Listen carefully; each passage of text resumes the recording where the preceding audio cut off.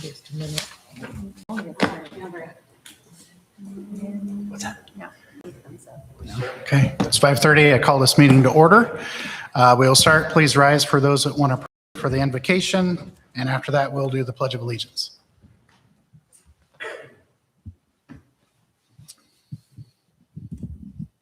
Let us pray.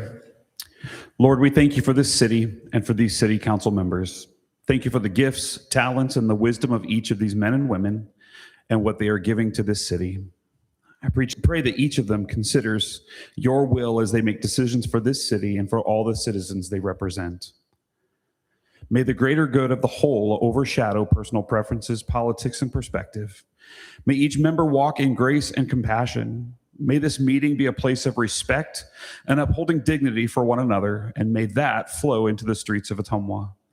I pray that we as citizens of Ottumwa decide to live up to the name of the City of Bridges. When many things are trying to divide us, may we remember that bridges bring sides together. Show us how to walk together in this community. And my prayer, Lord, is that you are the common ground that makes us a community. For those who don't yet know you, I pray they come to know you, your heart, and your love. For those who do, may they walk in wisdom and grace to always put you first in all that is said and done. That we present ourselves as the hope for the world, not the judge and jury. May the church return to a place of refuge and strength, help for the hurting and hope for the lost.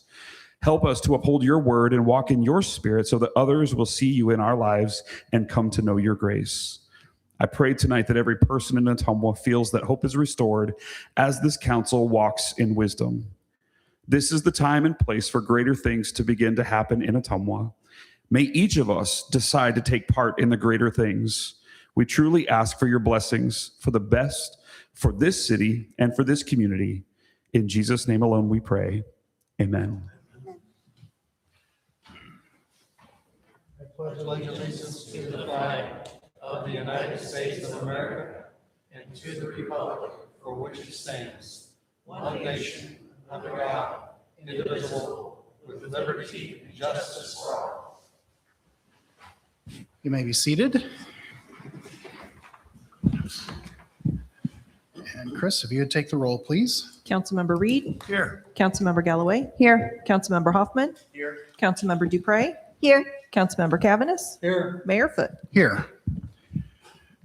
This moment, I think that I have a motion that is going to be made.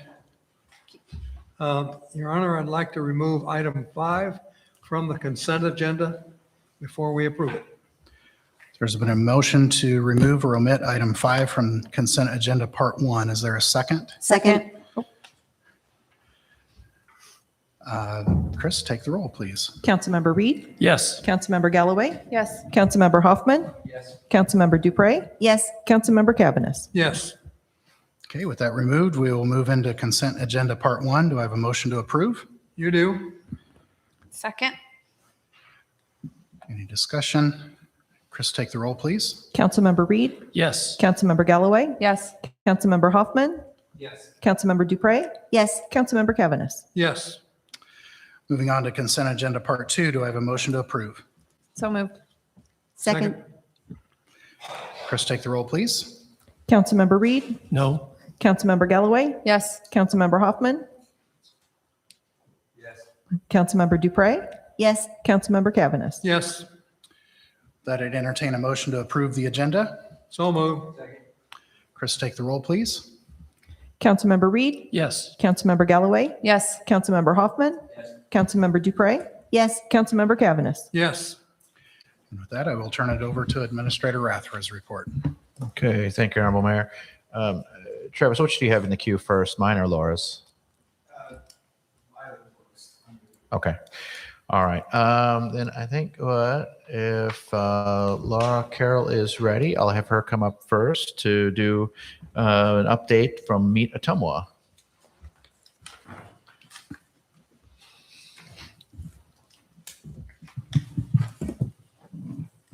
Good evening, Council, Mr. Mayor, Mr. Rath. I thank you for the opportunity to stand before you tonight and tell you some good financial news. Are you ready for it? Mhm. My name is Laura Carroll. I am the Executive Director of Meet Ottumwa, the Greater Ottumwa Convention and Visitors Bureau. We are the 501c6 entity that does all of the marketing and promotion and economic development outside of Wapello County.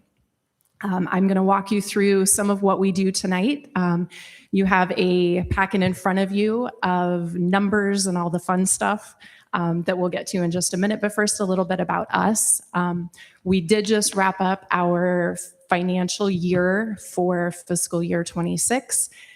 It was a phenomenal year. I'm going to save that for the last page because my portion of it going up means your portion of it went up. So lots of good things to report.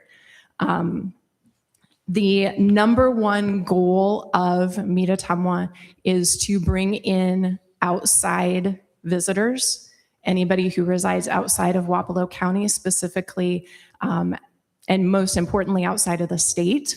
We are looking for people who are going to stay overnight in our community.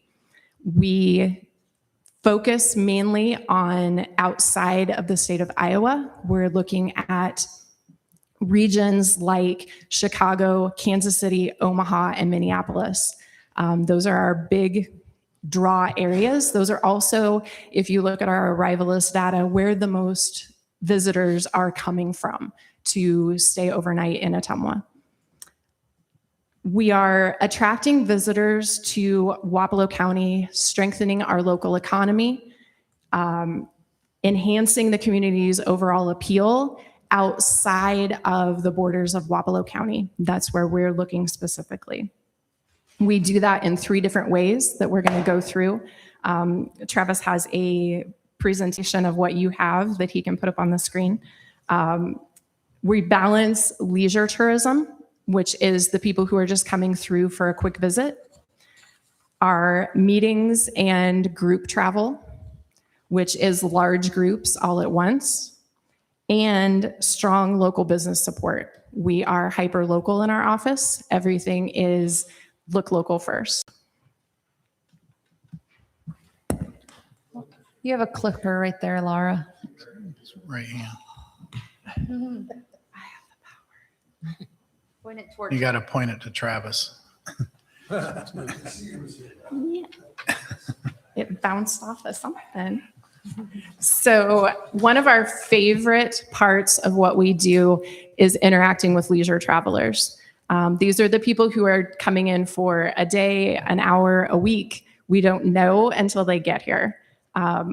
These are the people who we are sending visitor guides to.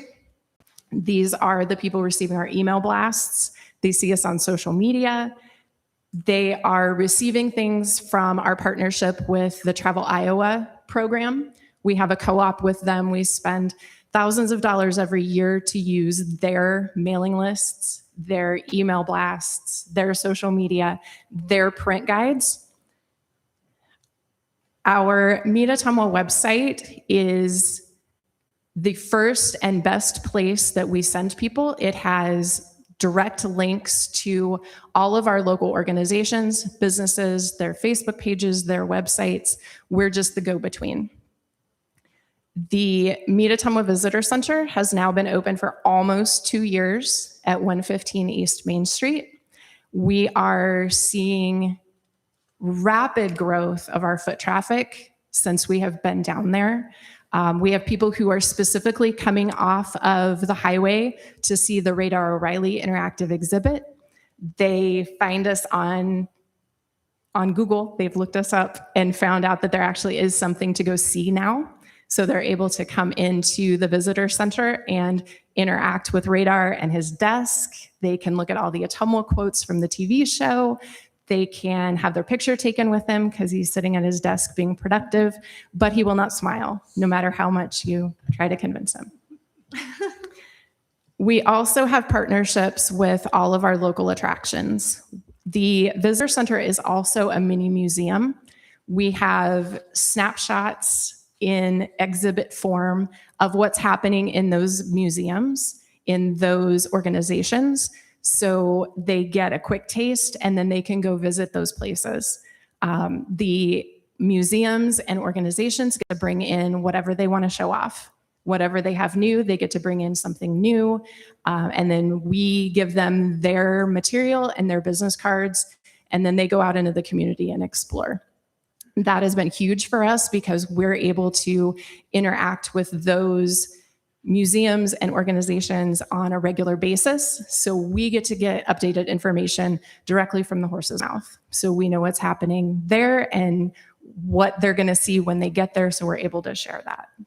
We also do lots of promotional items, work with lots of organizations for giveaways, for you need something for a gift basket. We'd love to do that too. All those things then get passed along to the leisure travelers who are coming through.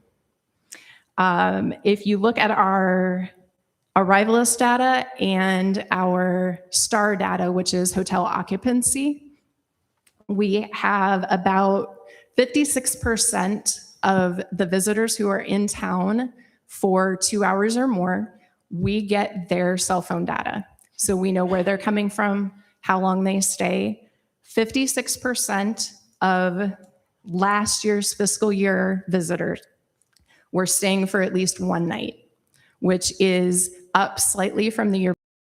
So we know not just Meet Ottumwa, but our hospitality organizations are doing something right because people are coming back and they're staying for more than, and that's huge for us. The rest are day trippers, and we love them too.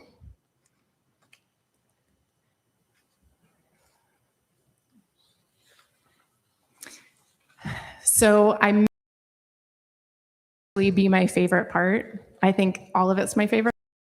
But one of the things that we have been tasked with at Meet Ottumwa is bringing in multi-day, large group events. This is the core of what we do. We are of RFP responses for any organization or event that is looking to host their event in Ottumwa and Wapello County. So when we receive those, we meet with whatever venues we match up with that particular event, whether it's Bridgeview or Legacy Fields or the Sports Center. We have a whole list on our website of available venues for all of these groups that want to come in. We match them up, we have the initial conversation, and then we pass it off to the venue and they get to take it from there. We also have lots of one-on-one sales conversations to begin talking to these groups about bringing their events to Ottumwa. Many of them don't realize that we have what we have, and we have a lot. And it's growing every year. We have more now than we ever have. We are able to start those conversations. Thanks to the Legacy Foundation, we received a grant last year to purchase a subscription to the Play Easy platform, which is basically an RFP matchmaking service. There are organizations that want to host a sports tournament, and there are destinations that have venues for those tournaments. We're able to match up our facilities with their needs, and we can reach out to them. We don't have to wait for somebody to send us a letter and say, we're looking for a place like the Sports Center. We get to reach out and be proactive. And that has been the biggest blessing. We've already won 2 of those in the past year.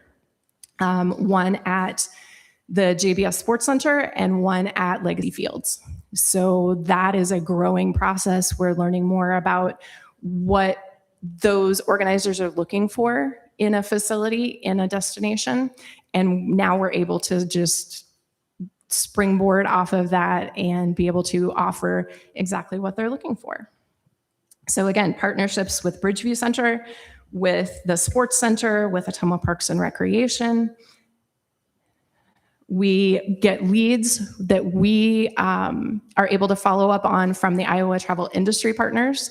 We are members of that organization, which is a statewide organization like Travel Iowa, but we also have through them lobbyists in the state legislature. So we're able to know what's happening at the state level for taxes and laws and new bills that are coming through that are going to affect people who are staying in your community. That's what's huge for us. We also, through the city's donation investment to us of the hotel motel tax, we are able to use some of that for sponsorships for organizations that are bringing events that include people from outside the community. So we have supported for many years over a dozen different events that meet our requirements for bringing in people from outside the community. If it's drawing certain numbers and has certain hotel occupancy requirements, then we're happy to give them funding that will go either towards their marketing, which is our first choice, or facility costs if they're staying somewhere and they wouldn't be able to afford the building otherwise.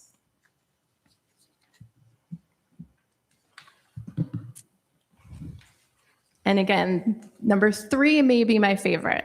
We are hyper local in the Meet Ottumwa office. We will go to our local people before we go anywhere else. We put out our visitor guides, our email blasts, our social media, all of the Travel Iowa Co-op. These are all, again, because of the hotel motel tax, these are free of charge to all of our residents, to all our businesses, to all our organizations. We don't charge to be in the visitor guide. We don't charge to be on the website. We don't charge to be in our social media. If you take 2 minutes and give us a photo and submit your event to our events calendar, which is the most popular page on our entire website, then you are automatically in our email blasts that are going out to all those metro areas. You're automatically in our social media. You are automatically on the calendar. So we want to make sure that our local residents get the absolute biggest package. I'd say bang for your buck, but you don't have a buck you have to pay. We are happy to take that on for them. Just a side note at the bottom of this one, we sent out almost 4,000 visitor guides to all 50 states last year, plus Puerto Rico and Guam. So Ottumwa is getting represented to everybody in the country. And all of those local organizations, all those businesses, all the restaurants are getting free publicity because we get to do that for them. We get to send them out into the world and let everybody see what we're doing and want to be part of it. Now the money part. Meet Ottumwa receives 40% of the hotel motel tax that is collected. The 7% tax that is at the bottom of the hotel bill goes from the state to the city. We get 40% of that. We also get some from Wapello County. We write all of our own grants. We don't hire anybody to do it. I do it all myself. We raise our own sponsorships for local events. For example, we just helped the Ottumwa Little League with their state championships. We were able to get some more sponsorships for them, and we got to roll t-shirts and fill goodie bags for them, and it was the best week ever. So we're able to do our own sponsorship raising as well to cover things like that. And we host 2 events of our own every year. We go to Bridgeview and have the Wildlife Weekend every January, which is one of our favorites. It's my word of the day, I guess.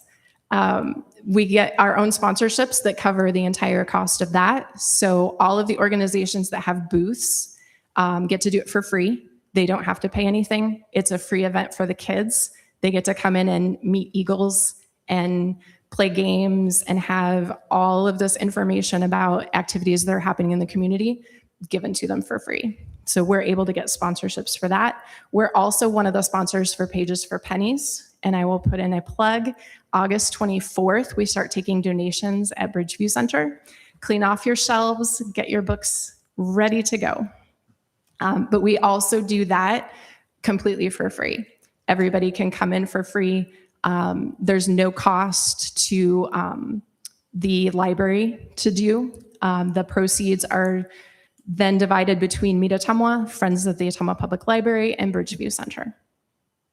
We also, now that we're in the Main Street office, we're able to have our own gift shop, which is all Ottumwa themed, all designed by myself and by Olson Miller, our digital marketing specialist. And we just finished renovation on our upstairs space. Above main is our co-working space that we designed as a quiet space for the people not only in the community. We want them to be there. We want them to take advantage of it. But it's a rentable space for people who are coming in from outside the community to work, and they just need a place to get away. We saw a lot of people who were working in their cars in the hotel parking lot on their laptops, and that doesn't sit well with me. We wanted to have a place where they could go, rent it for a day, drop in, get your work done, have your Wi-Fi, get your coffee, and just be in a quiet place where you can get something accomplished. Because of all of these investments from the city and the county and all of these grants and sponsorships from the community, again, everything that Meet Ottumwa offers is free of charge for our residents. So state and national marketing, social media, event planning assistance, which we help dozens of organizations who just need a little extra to get their events accomplished. Inclusion in the visitor guide on the website, meetottumwa.org. We give tours. We do all kinds of connections on our website that people can get out and do all of our tours. We do speaking engagements. All of that is free because the city has invested that money in us, and we are so grateful. And the numbers. So every October, we get the visitor spending numbers from IEDA for the previous year. So we're still a couple of months away from 2025, but these are the year before's numbers. So visitor spending in 2024, $64.1 million. This is up 4.9% from the year before. The year before that, it was 9.6% up from the year before that. So any up, I'm super excited. The 150,000 plus visitors over the 12 months is also up. It was 130,000 the year before. Breaking down that money a little bit, these numbers flipped from the year before. Food and beverage, everybody wants to come to Ottumwa and eat. It's crazy. Our restaurant guide is the most popular brochure in the entire building. Everybody wants to know where to go. Then transportation, getting here and getting around here are the second. Then lodging, retail sales, recreation, and entertainment. So we have in our Meet Ottumwa budget for hotel motel tax for next year, our 40%, we're budgeting $230,000. Or just for the fun of it, 0.36% of that visitor spending that came in that year. But what we're most proud of is the next two numbers. Wapello County Tourism directly supported 467 people. Those jobs are what's more important to us than anything. We want to make sure that our tourism-related employees are taken care of. So that's 5.2% of the Wapello County workforce that is somehow in the tourism industry. And then finally, to put it in perspective, so 6 years ago, we only received 35% of the hotel motel tax. Our portion that year was that $115,286.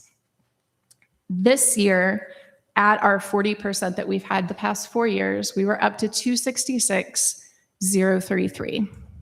So 130.7% increase of ours. Your 60% did the exact same thing.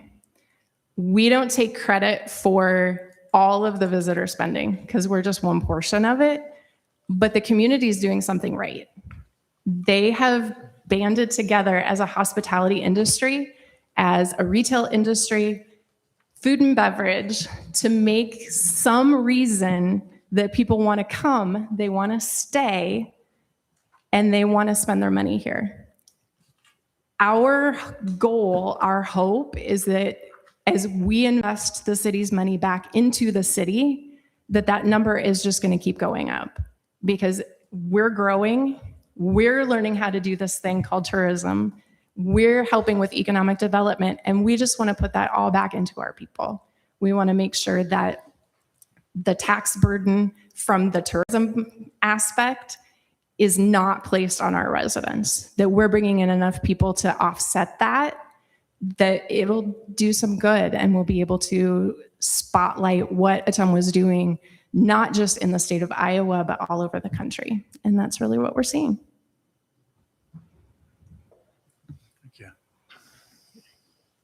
Not to put you on the spot, but did you have an event today?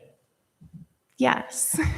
Yeah, you seem pretty excited about it. What was that event? So we had 7 carloads of people from a car club in central Iowa who came down. They specifically wanted to see the Radar O'Reilly exhibit, which, yeah, everybody does. But they also wanted food recommendations. So we send them out into the community with the restaurant guide. We kicked them out the back door.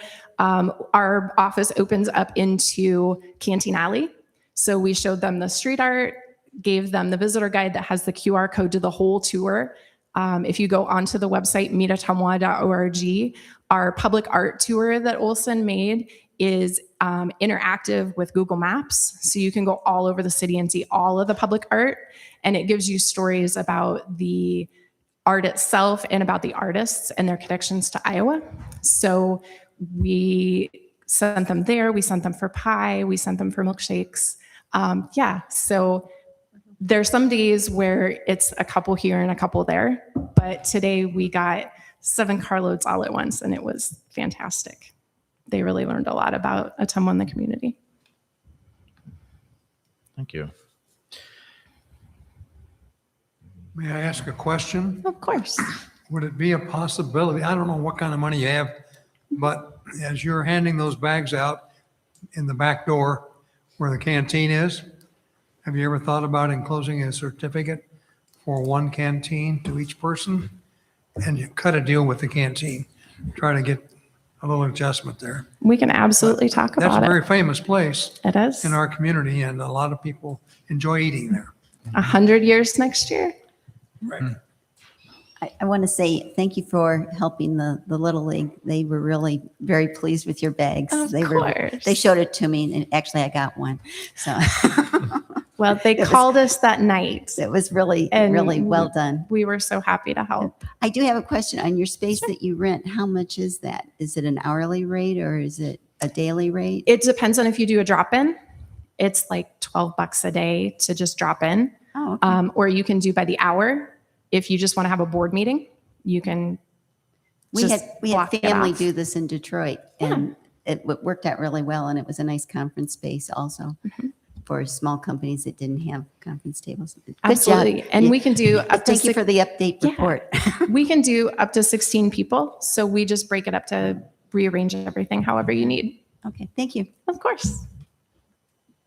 I loved everything you said. I just want to say any other department that we fund or doing things like this department, take your lessons from her. I just want to say you what you just said had genuine passion. You didn't get up and fake anything or call anything in. It's genuine passion for Ottumwa. And that honestly just warms my heart because I know you love Ottumwa and I know everything there was genuine. So thank you. Of course. Do you by any chance have a picture of the beach on your website? We do. That made me think about it when you went through there, but I have to say I'm guilty of not looking at your website very often, so sorry.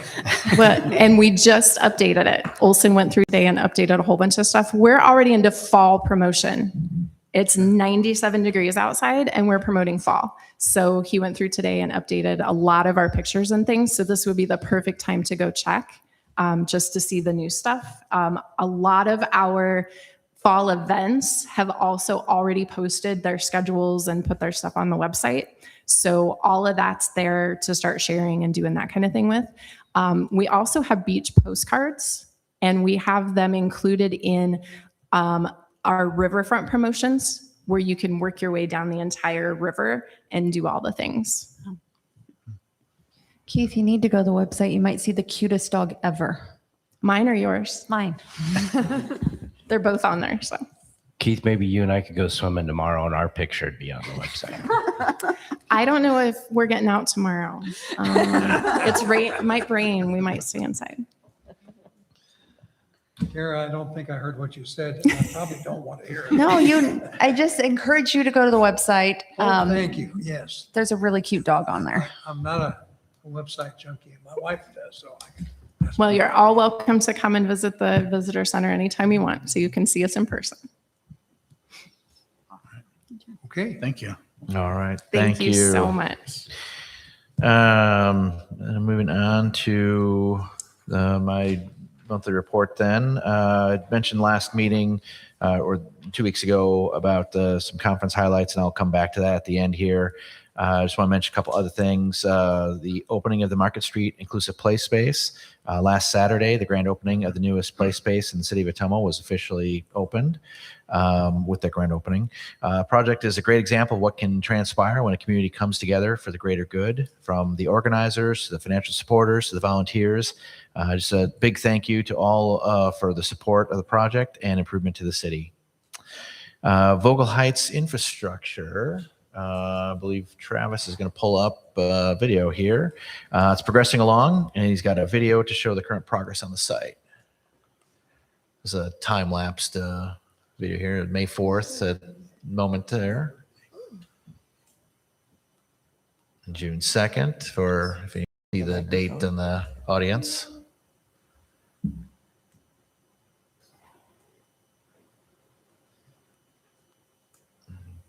A week later, June 8th. I believe this is on our site, and there's some nice music that he had picked out to go along with it, so you don't have to watch in silence. Free music, right? Good, huh? June 15th, another week. Yeah.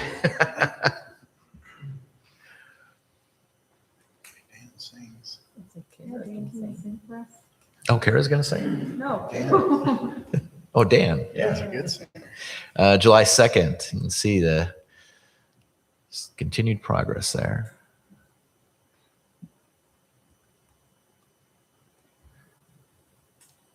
It's a couple weeks later on the 14th.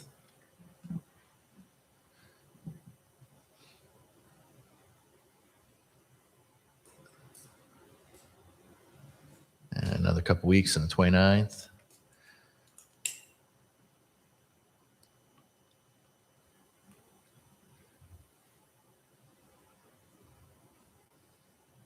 August 4th.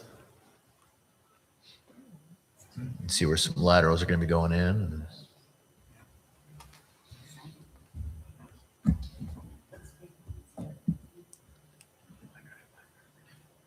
And that was what, as of today, I guess. So, and I know this is something that Travis has talked about, and Public Works has done some videos and things of different projects. And one of the things, big projects like this, or just fun projects, is getting that, especially when they take over a long period of time, get some of that time lapse stuff to really see the before and after and the progress throughout. So,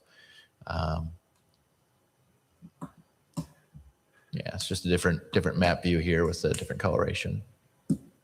It's a little bit easier to see some of the differences with the dirt work. All right. Thanks, Travis. Bill, could I make a comment on your earlier comment about the inclusive play space? When they opened that place up over there, it was packed from the beginning to the end of the day, even into the evening. Mm-hmm. People were just all over that place, children and adults alike. Yeah, Good and project. I was disappointed I wasn't able to be there for the event, but from what I heard, that even despite the weather, or in spite of the weather, it was a really great turnout. It would have been a good turnout, even if it was great weather. But with that, really said a lot for the project, for those that were involved, and for that new amenity for the community. I was driving across Jefferson earlier today, and I just looked over to my left, and I could see that the improvement there, and just the new life, and so it's really neat to see that.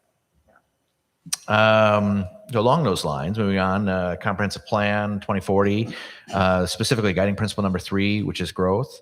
So just an update on the plan. The overall summary of the comprehensive plan identified approximately 46% completion. It includes about 63% of the objectives that are either completed or on track toward completion. Focus of the plan this month is the guiding principle number 3, which is growth. Of the 28 action items, 6 or 21% were identified as completed. Another 6 is having some level of disruption or behind schedule currently. And the remaining 16, about 57%, are on track toward their scheduled completion date. The next reporting period is going to look at the collaboration with the University of Iowa Initiative for Sustainable Communities on several projects throughout the city. And additionally, the city will work to engage Quincy Place Mall stakeholders for continued development opportunities in that space. And that's really one of the areas where there's some disruption time-wise. And so furthering that will help with getting that back on track. Some upcoming council policy decisions or things that should come before council. Ambulance service, future direction of service delivery is one of the top priorities the city council identified last November. The Wapello County Board of Supervisors has appointed an EMS advisory council to review the topic as well. Last month, Chief Canto delivered a copy of his report to the elected officials for review and future discussion. And on Wednesday, August 19th at 6 o'clock, Chief Canto is going to be presenting an overview of the findings from that report, supporting data and recommendations from his professional opinion. The public is invited to attend that. That'll be at Bridgeview Center, 6 o'clock on August 19th. Regulations related to e-bikes. Elected officials and staff have been receiving many calls and messages related to the use of electric bicycles. There has been discussion to hold a work session to gather more information related to the current laws and regulations for e-bikes and determine what, if any, revisions to city code may be necessary. So if you're interested in that topic, be looking ahead to future agendas, and we'll have more information on that. Sewer fee rate structure and stormwater ordinance. City staff has met with financial advisor to review modeling a revised rate structure of various fee structures, including the lower base fee or higher usage rate, while maintaining zero stormwater fees. There's a document or discussion from a previous meeting. We are anticipating the model to be ready and available for a meeting or work session in September. So that was the latest from Tim Oswald on that. So we're looking forward for that later this year yet. Okay, so as mentioned, one of the keynote for the conference that I attended was on championing civility. And one of the big questions, or what started out and kind of came back around at the end, was when looking at civility, the question was, are you a citizen or do you just live here? And the underlying part of that was a citizen is willing to invest in their community. Residents view that relationship is predominantly through a transactional lens, meaning that if you're a citizen, you're putting back into the community, as we've heard from prior meetings, from Meet Ottumwa, from the park, people that are putting back into the community, while residents are basically, they live there, they, purchase their water, do sewer, maybe have to use fire or police, use the streets. It's just a transactional aspect. And then it went on to say citizenship it's more than residency. Civility is more than being polite. Why is civility so hard right now? And it's saying that the confidence in institutions that once connected us has collapsed. Trust in government is plummeted. And that's at the federal, state, and even local level. And it's closer at the local level. There's more trust. And as you go further away, as governance goes further away from the local, that trust is a little more eroded. Participation in civic and religious organizations has declined, and social isolation has increased dramatically. At the same time, public discourse has become more caustic. People confuse speech with responsibility. The First Amendment, primary freedom, I have a right to say it. And just because someone has a right doesn't mean they necessarily should. Strategic choice, the issue is too important for politeness. Or the moral equivocation, if you're offended, that's on you. Each one of those dismisses that relational cost of the caustic discourse. If only people would be more civil. Unfortunately, governance is also built on tension. that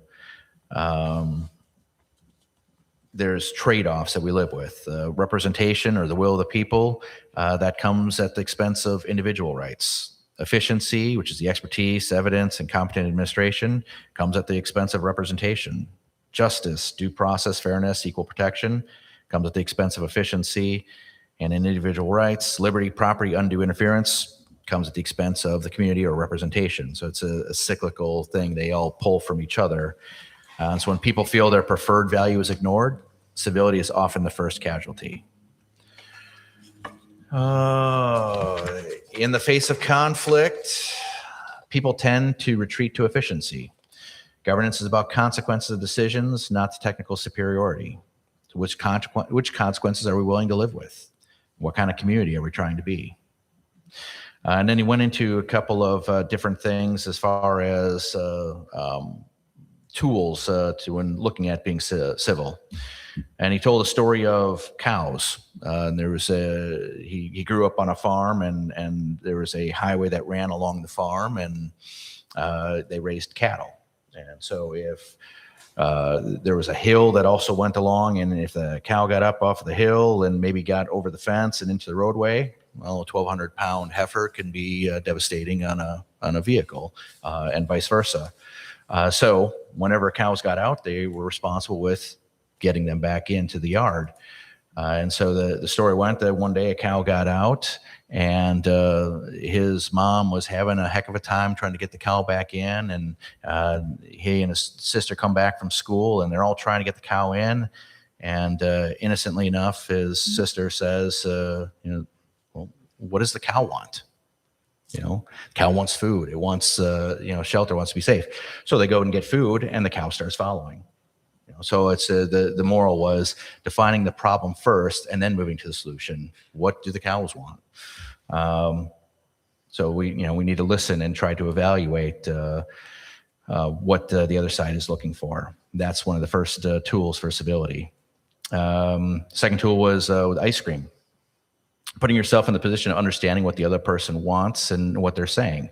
My favorite ice cream might be different than the mayor's favorite ice cream. Why do I like mine, and why does he like his? It's something as simple as that, but trying to understand what the other person is doing and wanting helps build that civility.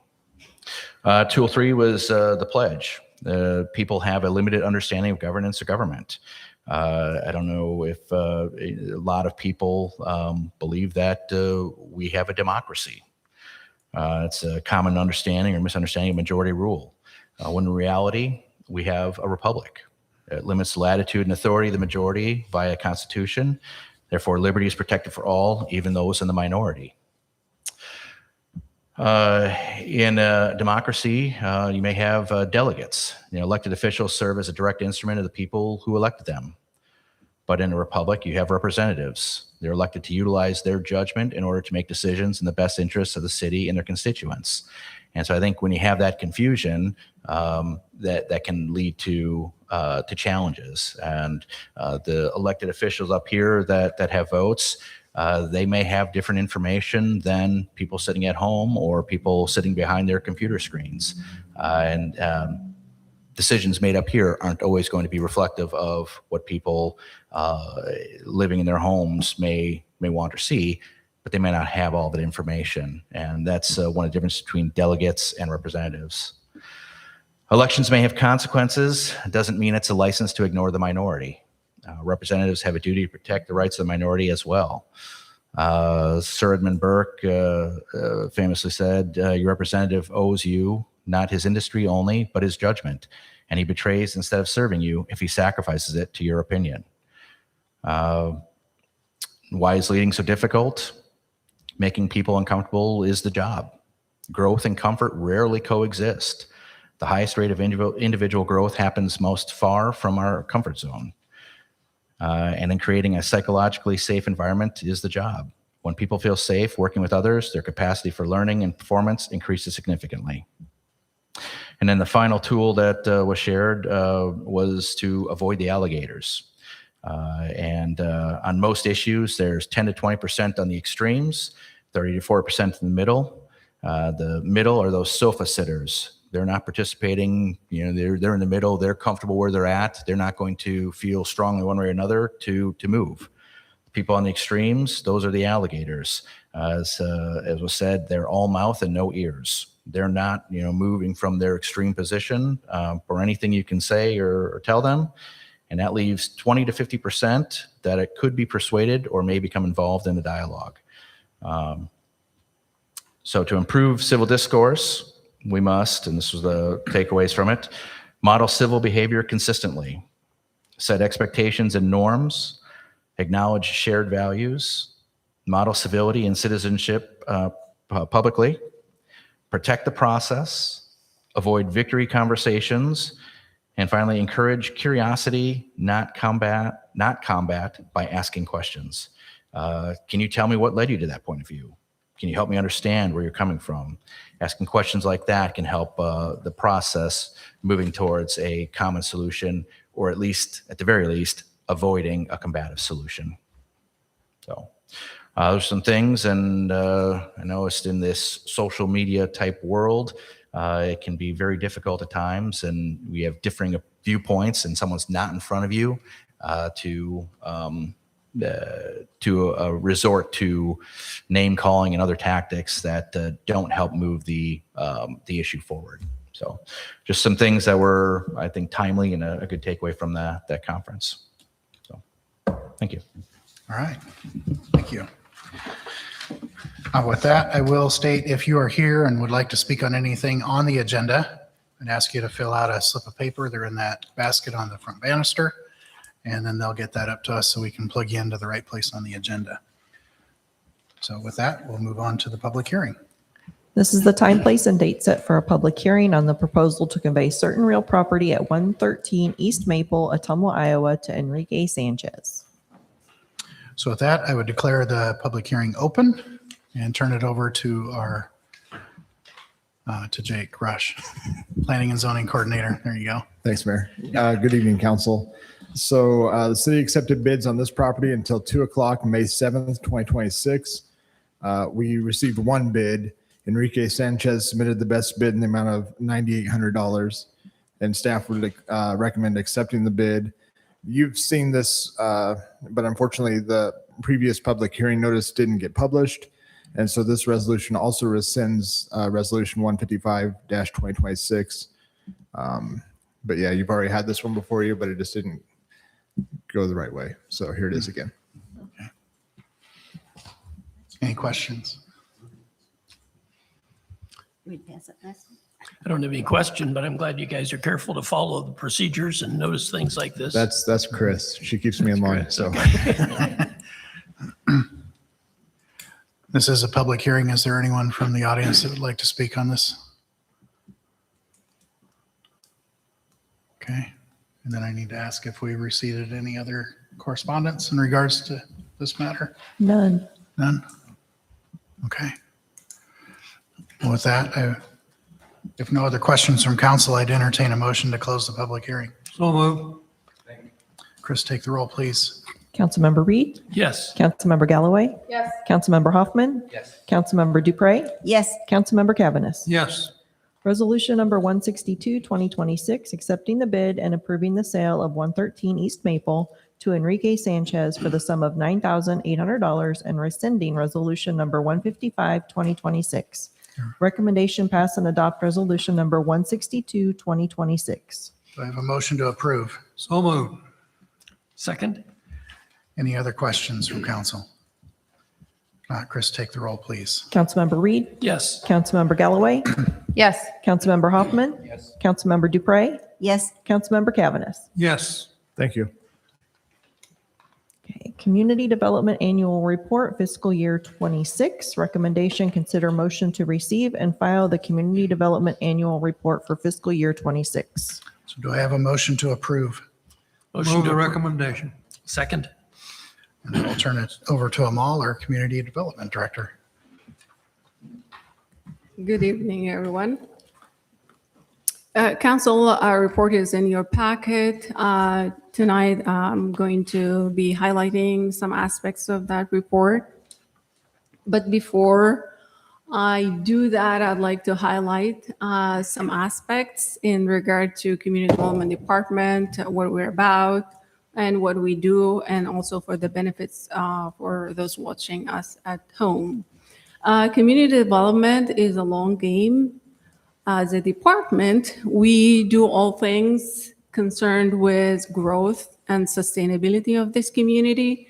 What we do on a day-to-day basis is work on improving existing conditions and shaping the future, basically taking care of the community we have today and also making sure we're building for the community we want to see tomorrow. An annual report, it's basically a snapshot in time. It will show you trajectory, direction we're taking, and the steps we have been taking. And most importantly, it will show you how we budgeted and we spent staff time during the fiscal year. And not to take credit from our partner organizations in the community, because we do work in tandem with many organizations, and also we are always making sure we're aligning efforts together to advance the community development agenda, because it does take a village. We work closely with Main Street, Ottumwa, and GoPip and Legacy Foundation, and like you just heard Laura, Meet Ottumwa, because we're all working on this big picture community development. All right, so the brief kind of introduction I want to do to make sure everybody is kind of oriented to what we are reporting on. So I'll start with explaining how our operations are designed. So everything we do in that community development department is geared to make sure we're ensuring safe building, responsible development, holding neighborhoods to higher standards, promoting investment, supporting higher quality of life, basically, in the community, and also making sure we are working on the sustainability of the community in the long run. We operate through zoning regulations, building codes. Everybody's familiar with that one. Rental housing program to make sure all the housing units are safe and we're making sure quality housing options are provided. And also do a lot of development incentives, trying to encourage private investment in the community. And we do a lot of economic development and supporting those initiatives, though ours, and those are spearheaded and carried out with the efforts that are done by partners, GoPip, Legacy. We have Rippling Waters and Meet Ottumwa. We also work to advance historic preservation efforts through the commission, and through that to celebrate and protect heritage in the community. And we do also nuisance abatement, enforcing city codes to address property neglect and maintaining community standards. And we also do urban renewal programs. Those are a lot. And in a nutshell, those are to breathe new life into underutilized areas. And of course, for the long-term sustainability of our tax base and to make sure we're working on quality of life in the neighborhoods. And we do a lot of work under neighborhood improvements area. Basically in that we focus on blight remediation, and we're gonna talk about that a lot, especially with brownfields and infill developments. We have 6 divisions. I'd like to separate those. And of course, everybody's familiar with building safety, where we review building plans and do building inspections. And then zoning code enforcement. This is where we enforce Chapter 38 and also process cases through P&Z Commission. And we do nuisance code enforcement, which is enforcing Chapter 24. You hear a lot about the cases we manage and placard properties and those under that category. And then we do planning and development, anything plans, as we develop them, policy, urban renewal programs as it relates to development agreements for development, or initiating, authorizing incentives and making those deals. Along with that goes impact assessments for those projects. Under category neighborhood stabilization, those everything JIG does. Blight remediation, condemnations, proceedings, 657A program, when we take those properties, dispose of, and sell them back for redevelopment. A lot of work is being done under that category. And then, of course, last but not least, rental housing, where we do licensing and inspections. And basically, we're maintaining the rental housing stock for the community. Last year, fiscal year 26, we have been focusing on, those are the top 4 priorities. We do more than that, but those were the highest priorities. Housing, advancing housing and redevelopment, neighborhood improvements, a lot of code enforcement staff do.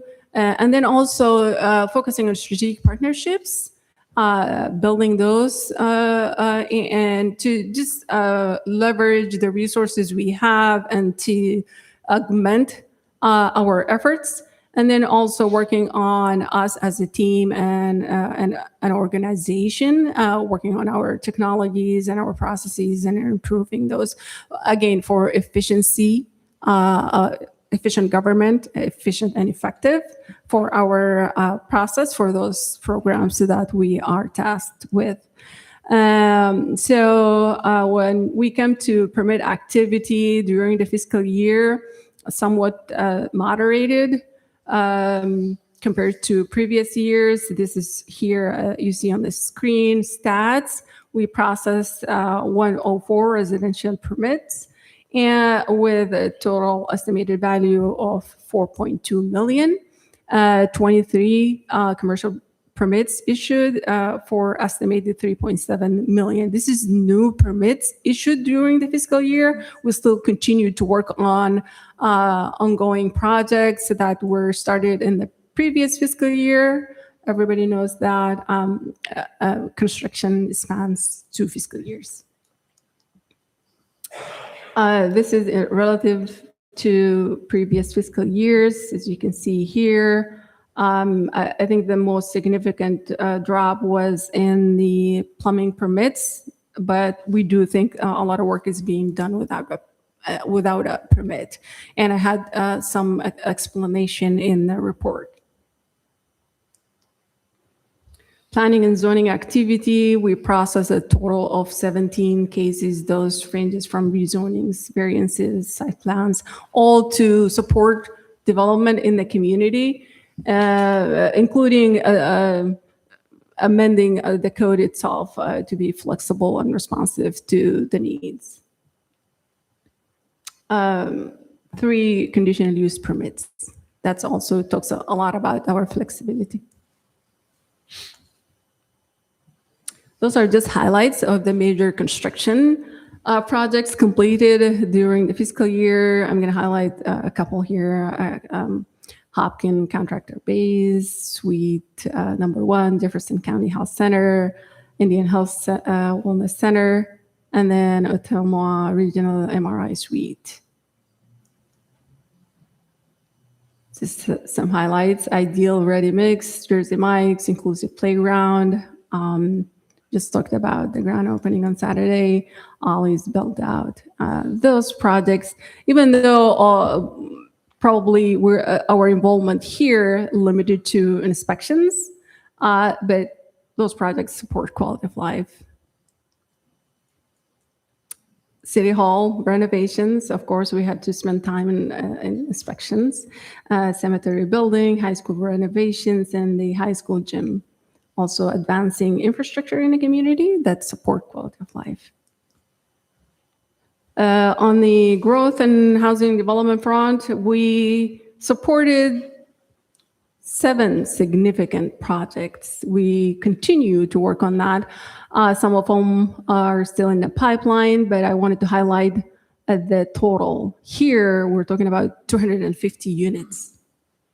The first one we processed in the fiscal year was Danaha Phase 2 around Sherwood.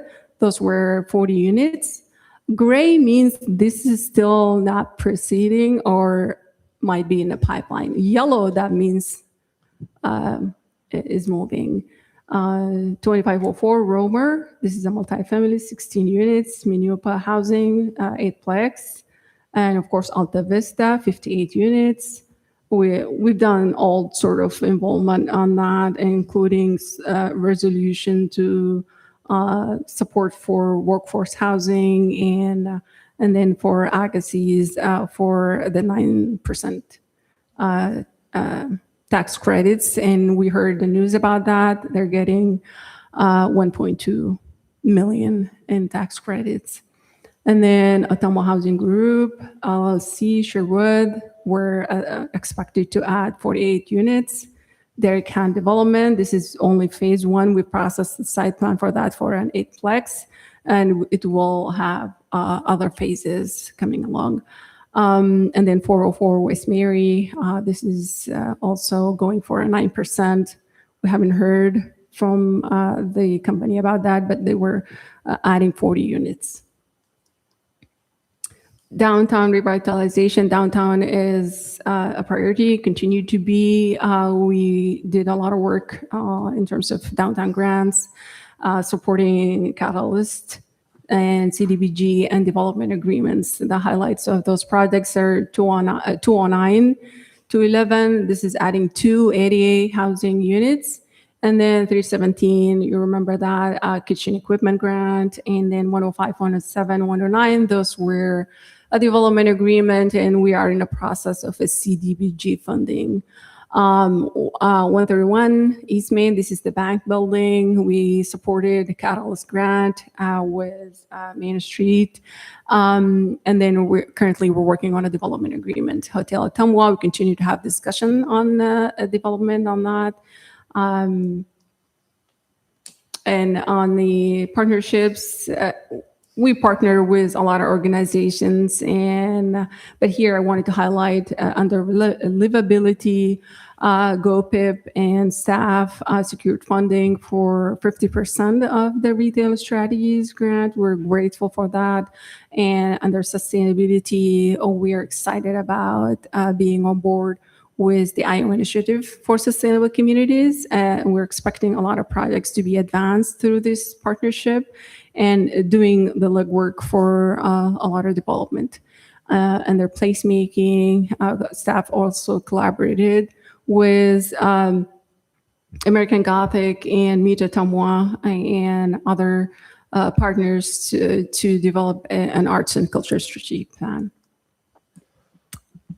Housing, rental housing program, we do maintain over 2,900 units registered with us, and we've done 2 out of 3 inspections scheduled for the year for lack of staffing.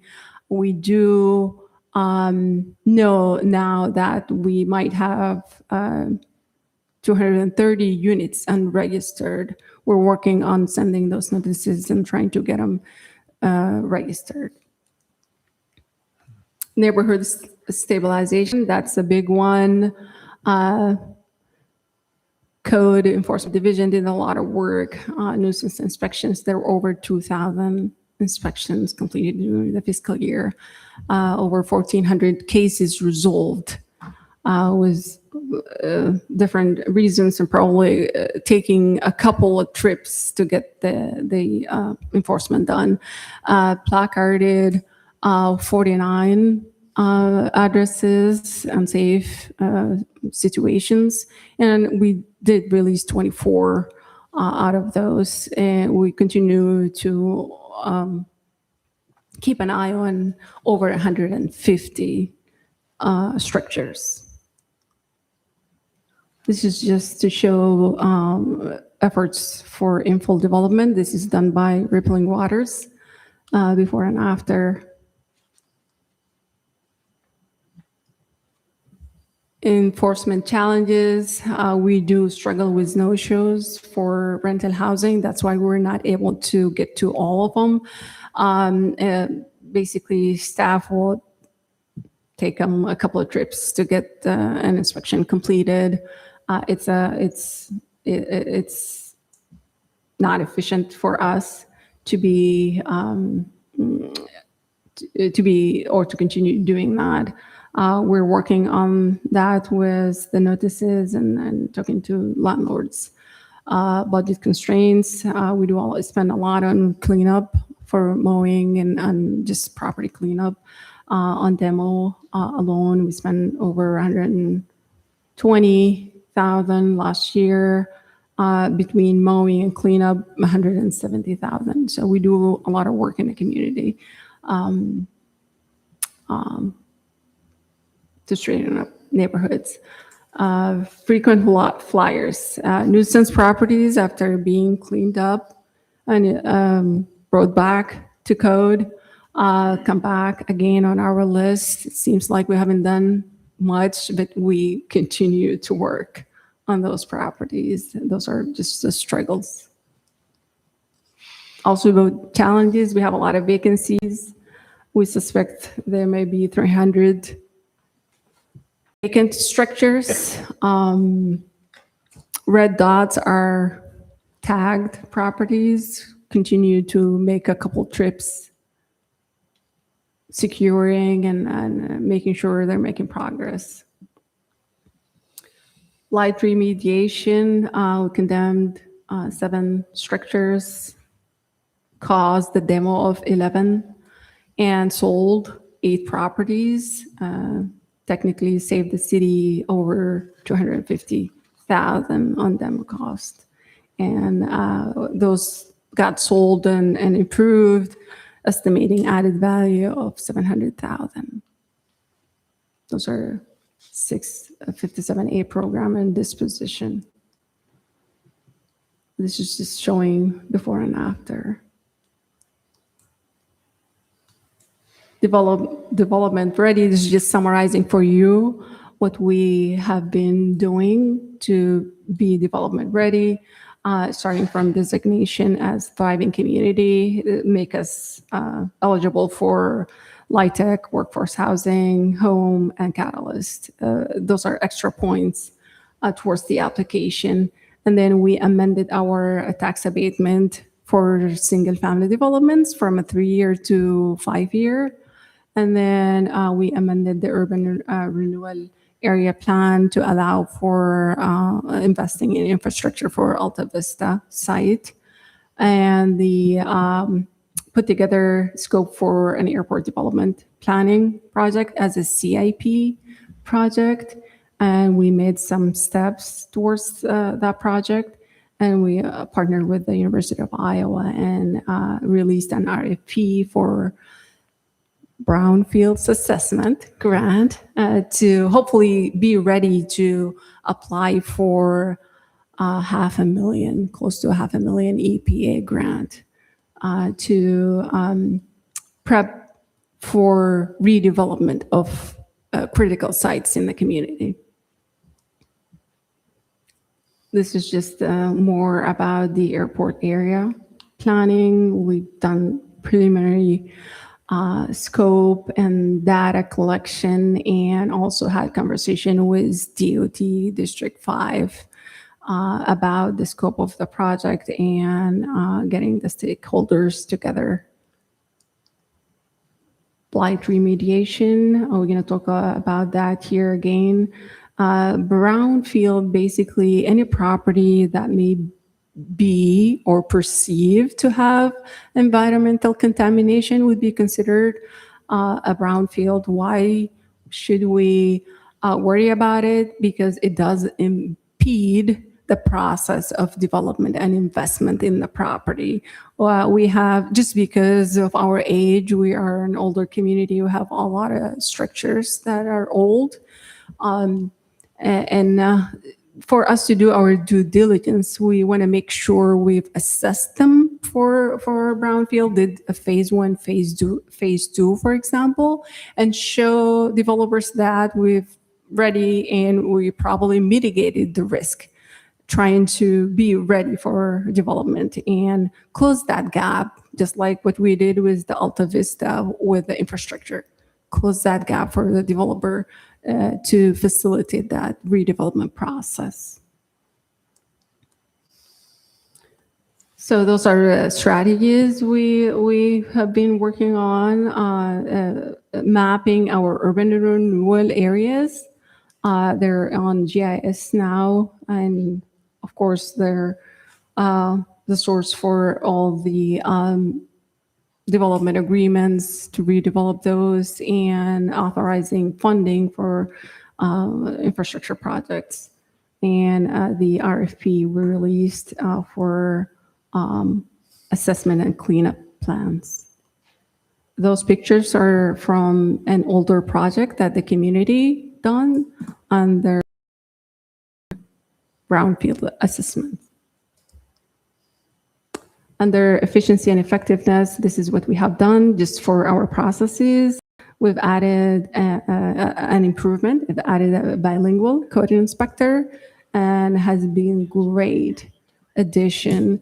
Helped with customer service and reducing our cost in terms of needing translator, and make us able to connect more with the community. Streamlined our workflows and handouts, record management. We scanned a lot of records. They're digitized now. So yeah, the basement feel lighter. And we invested in evaluating a software to be able to move the rental housing management and also tracking and reporting for other processes. GIS apps, we invested in that license, and we made our zoning map online in GIS and mapped or digitized our urban renewal area. Maps, and we continue to add interactive maps for internal consumptions for staff, for example, all the tagged properties and those kind of things. And then communication platforms, we moved to Office 365. We're working on adding body cams for inspectors. This is just in summary, evolved from being primarily a regulatory agency into a more strategic partner in the community, advanced housing developments, return blighted properties to productive use, focus on efficiency and improving our effectiveness, and matured as a high-performing team, collaborative. We're more collaborative now, geared up for foundational planning work with the partnerships. Looking ahead, we'll continue on housing momentum. Growth area will be focusing on the airport area. Code update, we'll come back with updating our code to the 2021 cycle to be at least with the fire code. Planning projects through the partnership with the University of Iowa, we'll be advancing those. And then we'll be working a lot on brownfields and getting priorities 657A projects and Hotel Ottumwa and going for the grant. That's most important. And then we continue to implement the software for our processes. This is just showing the team here. We're a team of 7.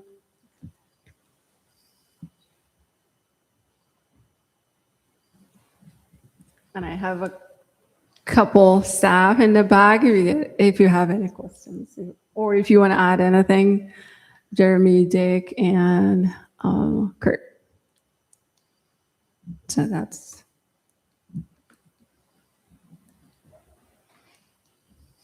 about it. I'll take any questions if you have any.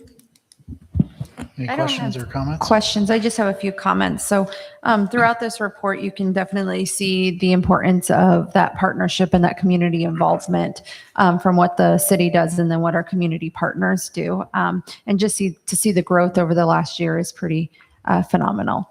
I also want to touch base. You kind of touched on it at the end. So there are 7 people in your office.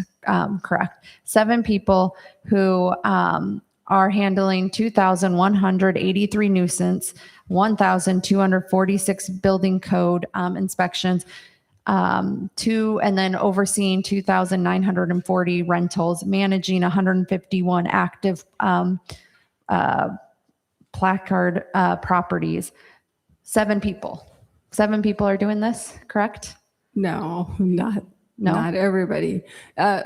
Divisions. Well, yeah, but I Yes, mean, there's, yes. and to Yes. completely this, there Involved. is 7 people handling Yes. all of this. Yes. And I think that I just want to shout out to them because that's pretty phenomenal to see like this year we've had 1,400 resolved nuisances with 7 total people in this office. And that's pretty phenomenal. So I think the 3 of you back there, I think the ones that aren't here, because that's accomplishing a lot with a small but mighty team. So I appreciate you all and thank you for that.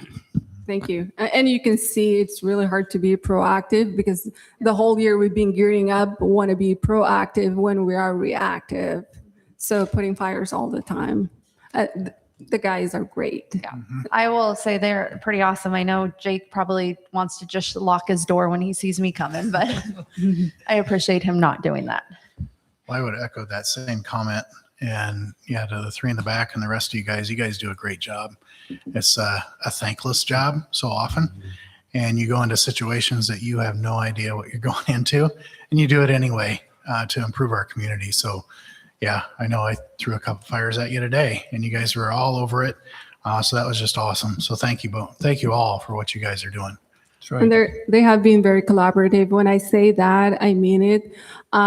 When we were talking about housing being a priority, all of them, when they're walking around, they were identifying sites for me. That's where I put that potential housing sites plan. I put it together in GIS for the interested parties. They were talking to us. Because of them, they know the community, they were identifying those, they were involved in the big picture, and it was really great to see. So we are collaborative, we're being collaborative with and rowing in the same direction. Mm-hmm. I appreciate the team too, because I know that as you mentioned the frequent flyers, that can get discouraging for people that you've helped them, things got good, and then they just let it all fall apart again. And that's discouraging to have to keep going back like that. So I appreciate your efforts, all of you. They've done a great job. They've cleaned up a lot of properties since I've started, especially the one on Finley. Yes. So I go by that one a lot. I do have a question, and it's not, just for knowledge. You said that the plumbing permits have dropped. When there's a final inspection, it's not caught that they didn't pull a permit, or are they just not pulling permits, period? They're not pulling permits. Wow. That's not good. I might answer that. Come in. Yeah, Jeremy.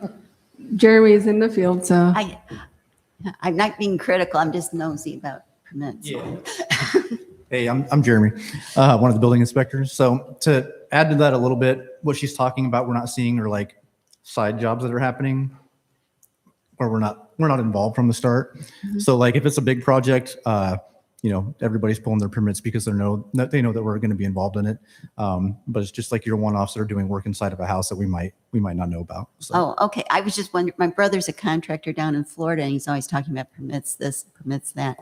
And he thinks our permits are a lot cheaper here. I think they are. We're a few cycles behind on how much the permits should be to get caught up. But he said that, some of those guys can be really tough. Can be. Thank you for what you guys all do. And I want to shout out to engineering, because they do tell us when they get requests for locates, this is where we know there's work being done on the property. So, and we go after that. So it's been helpful knowing that there are locates being asked.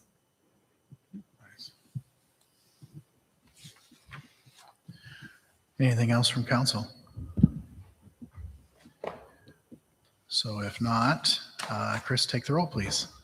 Councilmember Reed, Yes. Councilmember Galloway, Yes. Councilmember Hoffman, Yes. Councilmember Dupre, Yes. Councilmember Cavanagh. Yes.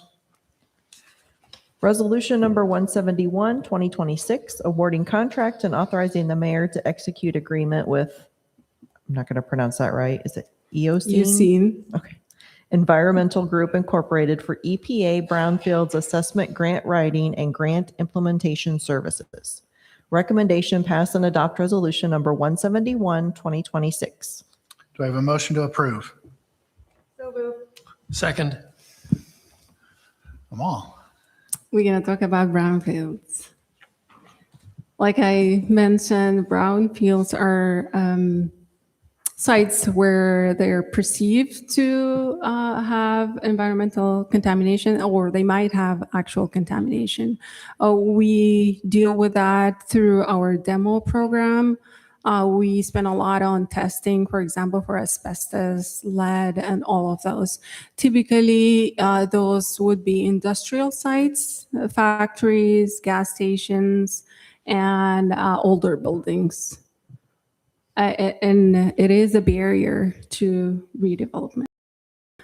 Redeveloped, we want investment in the community, and we want to close that risk gap.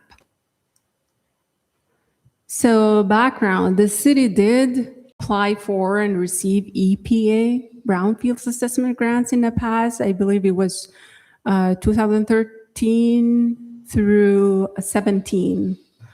It was a great project, big project, and they were successfully able to identify and evaluate sites or challenge properties, reducing that uncertainty and helping attract new investment. Like I mentioned before, it's doing the due diligence for properties, and it's the first step towards returning those underutilized sites into productive use. Now the need is there. That's why we're pursuing this to continue advancing redevelopment opportunities. This is part of our efforts to be proactive and development ready. Accomplishments completed through that 2013-2017. Those maps show the areas that they were focusing on. They completed phase 1, phase 2, performed asbestos and hazardous materials survey, prepared analysis of cleanup alternatives, and also redevelopment recommendations for those assessed properties. I have a list here of previous projects. And I would want to mention too, Alta Vista is a brownfield because we've done phase 1, phase 2, and got it there ready for development. The former Washington Junior High School. So they did investigations to help remove that uncertainty. And then developers secured over $800,000 in housing tax credits. Kmart, older Kmart property, also done surveys through the grant. And then Romer Avenue property, those were a couple of projects completed with EPA grant funding. So because of the need, staff issued an RFP, request for proposals, for firms to respond to. Were asked, or the firms were asked to demonstrate their experience with EPA brownfields grants in doing assessments and then community engagement and compliance in terms of administering those grants. We received a total of 3 proposals. We evaluated them based on those criteria listed on the RFP: experience, qualifications of the project team, technical approach, and understanding of our community, and also ability to meet the requirements and cost and the overall value they provided. Based on the evaluation, and then staff is recommending awarding contract to the highest ranked firm, you've seen Environmental Group, This is the tally of those scores. We had a company called Rockleaf, Ucene, and Terracon. Ucene provided the best bid. Scope of services in the agreement is to put together a grant strategy and application, prepare for the application, environmental assessment planning, coordination, grant administration if we were awarded, public outreach, redevelopment, and then phase 1, phase 2, for as much as we can fit within that grant. And then implementation. The agreement compensation would be $7,500 for the fee for the prep for the application and helping us with the application. Term would be 3-year agreement with the option to extend by mutual agreement, and then implementation services will only begin when we get the award.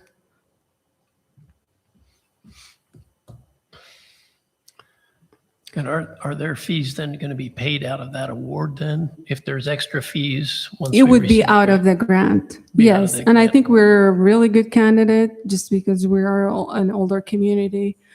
And a lot of communities take advantage of this grant year over year. I was in Oskaloosa and we received $300,000, and we did a lot of work, including the trio on the Cool Mind Loop. A lot of work has been done because of those assessments.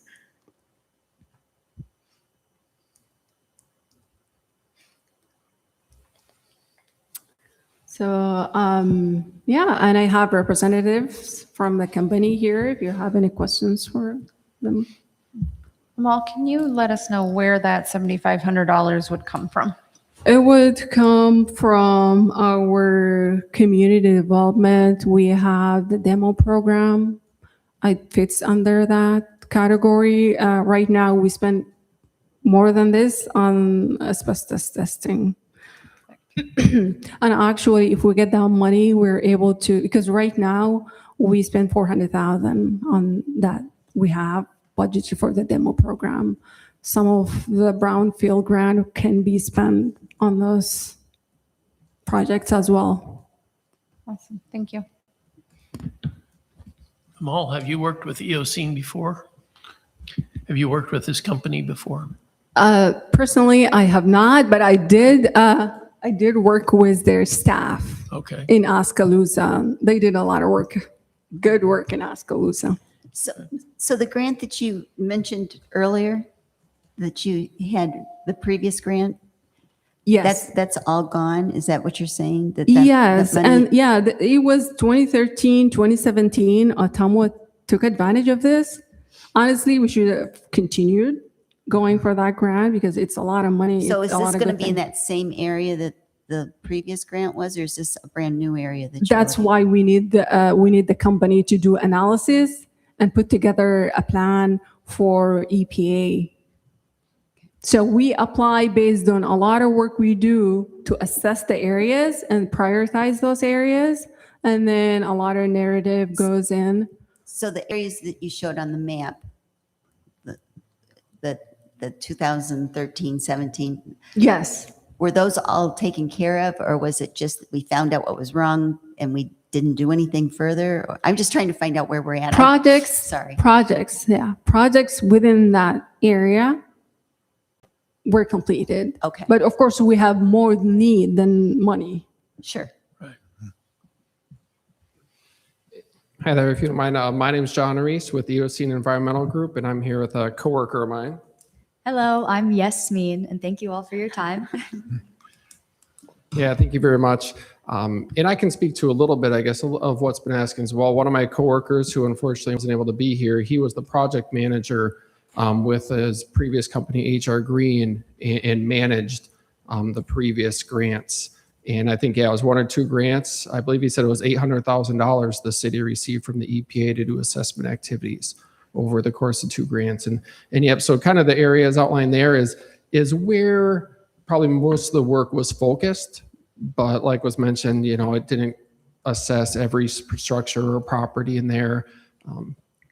And when we work with the city to prepare the grant application, we'll look at, where the city wants to focus the assessments at this time. But the assessment grant, if it's awarded, will be an area-wide or community-wide assessment grant. So even though, we can focus here, that doesn't limit it to just assessments in that area. If there's another priority site for the city, something that would really help, we can go outside of that within the community city limits. And then the EPA maximum, like was kind of mentioned before, currently for an assessment or cleanup grant is $500,000, and it's always subject to change a little bit, but that's what the EPA has put out right now. And the grant term is 4 years to complete the work. So I guess I'll kind of open it up. Yeah, what questions? Any other questions from council? Additional ones can we answer for you? What kind of report do you give that shows the value that you've added to the community by your work? I was going to say, we have some completed with other communities that we've worked with in the past, and we can definitely get examples for you. Because as part of the reporting for the assessments that are completed for the grant, the EPA wants us to document what the leveraged funds are. So if we spend, let's say we do a phase 1 environmental site assessment, maybe some soil investigation, asbestos, phase 2 activities, and we spend, let's say $30,000, but then that kind of clears it, documents that, hey, maybe this is not contaminated, and then someone comes in, a developer, and builds housing on there, that gets documented of this $30,000 was spent and resulted in, X amount of redevelopment. So we have those. I don't have anything kind of with me offhand, but we can definitely, get something to your staff and you for different communities we work with. I just wondered if something like that, if you did keep track of that kind of information, so it would be available. Yeah, definitely. Yeah, and that's where all the grant closeouts, they kind of look at what was spent on a property. And if, and unfortunately, the realistic thing is not every site kind of gets redeveloped or gets reused right away. Sometimes we do the assessment work and it kind of sits there. But for those where additional development does occur, we track those and report it to the EPA, because that's, they want it so they can show to their bosses and keep getting the funding for it and document its importance and benefit. Honestly, and I think it's going to be a good incentive for development as well, because if the property found to be a brownfield, they would be eligible for brownfield tax credits. And developers like those because it does make their bottom line. So it's an attractive thing to do. Of course, we're going to target strategic areas, strategic properties, for example, downtown, airport, some like YMCA building, those kind of things. And then whatever we put together in their application, we can provide for council to see where the priority is at. Amal, did you say that the Alta Vista property is also eligible for brownfield, even though it's in progress? Which one? Alta Vista? The Alta Vista property. Alta Vista is a brownfield, but it was already assessed. Phase 1, phase 2 were already completed on the site.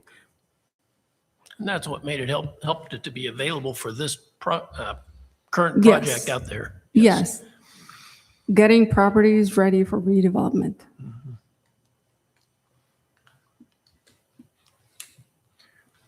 Okay, any other questions? I'd like to ask the administrator a question. Is there any particular reason that you chose not to include the council members in the brownfield conversation?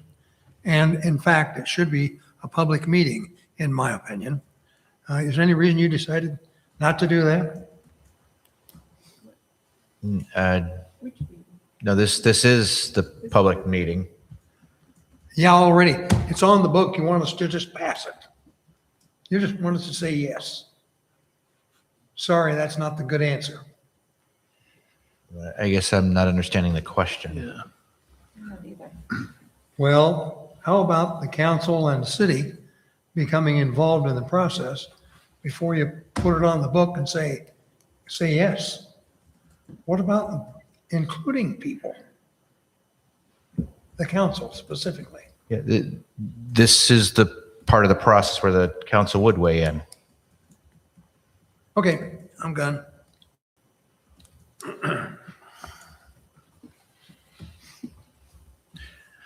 Any other questions from council? Okay, if not, Chris, take the roll, please. Councilmember Reed, Yes. Councilmember Galloway, Yes. Councilmember Hoffman, Yes. Councilmember Dupre, No. Councilmember Cavaness. No, Motion carries. Okay. Thank you. Resolution number 173, 2026, ordering construction of the CDBG sanitary sewer rehabilitation project and fixing a date for hearing thereon and taking of bids therefore. Recommendation, pass and adopt resolution number 173, 2026. Is there a motion to approve? Motion to approve. City Engineer Bergmeyer. All right, thank you, Mayor. So the purpose of this resolution is to order construction of the project and set dates for accepting bids and holding the public hearing. So this is the CDBG project we've been talking about for the last year. We finally got all the paperwork approved and ready to move forward with the project. Just a refresher, it's 13,000 lineal feet of sanitary sewer main being lined with curative place pipe. The primary project location is between South Weller and South Madison from Mary to Silk Avenue. Some other smaller sections are located along James Street, Glenwood, Adeline Road, Maury Avenue, and Quincy Avenue. The bids will be opened and received by the City of Ottumwa on August 26th at 2 p.m. The public hearing, bid report, and bid award recommendation will be presented to council at the meeting on September 1st, 2026. So this is just ordering construction, letting us go out to bid. We'll have the public hearing with the bids and all the presentation of the plans at the August 26th meeting. Okay. I'm sorry, not August 26th, September 1st. August 26th is the bid date. so Phil, this is just the sewer project, right? Yeah, it's lining existing sewers. Any other questions from council? Could you give us a really quick explanation as to how this works or what's happening here? What Yeah, they're so these areas were chosen because they have either really deep sewers, they're in really awkward locations to repair, or they have a history of breaks. Like the big area we're doing around Silk and Mary, that area, a year or two ago, had a repair that ended up costing us like $120,000 to fix because we had to dig down and it was so sandy and the water table was so high that we had to put shoring down. We put 8 well points down there trying to keep the water table down to fix it. And we thought there's got to be a better way to do this. So rather than waiting for these to break again and the clay pipe that's been in there for a long time to break, we're going to go line all these pipes ahead of time and hopefully prevent incidents like that in the future. Or like on Maury, the sanitary sewer runs in people's yards. And so anytime you have to dig down there, you're digging up people's yards. It's right next to foundations. It makes it really difficult to repair. So again, rather than waiting for the repairs to happen again, we're going to go in there and just line the whole sewers to kind of do the preventative maintenance. What's the projected time for completion of this project? We had 50 days of actual work to do it. And How many days? 50 working days. 50, okay. It should be minimally disruptive, though. I mean, they'll be setting up a truck at one pipe or one manhole, and then the next manhole downstream, and they'll line manhole to manhole like that. So Okay, no digging. What do they line it with? It's like a fabric that they impregnate with a resin, Okay. and most of it's steam cured. So they'll pump steam through there, and the steam cures it and hardens it into a That's the a area where structural the pipe. water table's really high. They flood a lot down that area. Yeah. It's hard working conditions. Yeah, good place for a well if you have a garden. Yeah. Is there a downside to using this material in there? Does it cause a problem with some sort of repair later if one's needed? No, it'll help.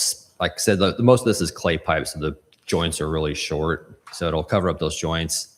They have to be really careful about making sure they locate every single lateral and make sure once they line it, you go through and they know where the laterals are at, and they'll drill out the laterals to make sure they reconnect everybody's sewer. So I guess that's the biggest downside, is making sure that gets done. Yeah, I could see that be a problem if you missed one or two. Yeah. But it's a good, like I said, a good preventive maintenance in the right area.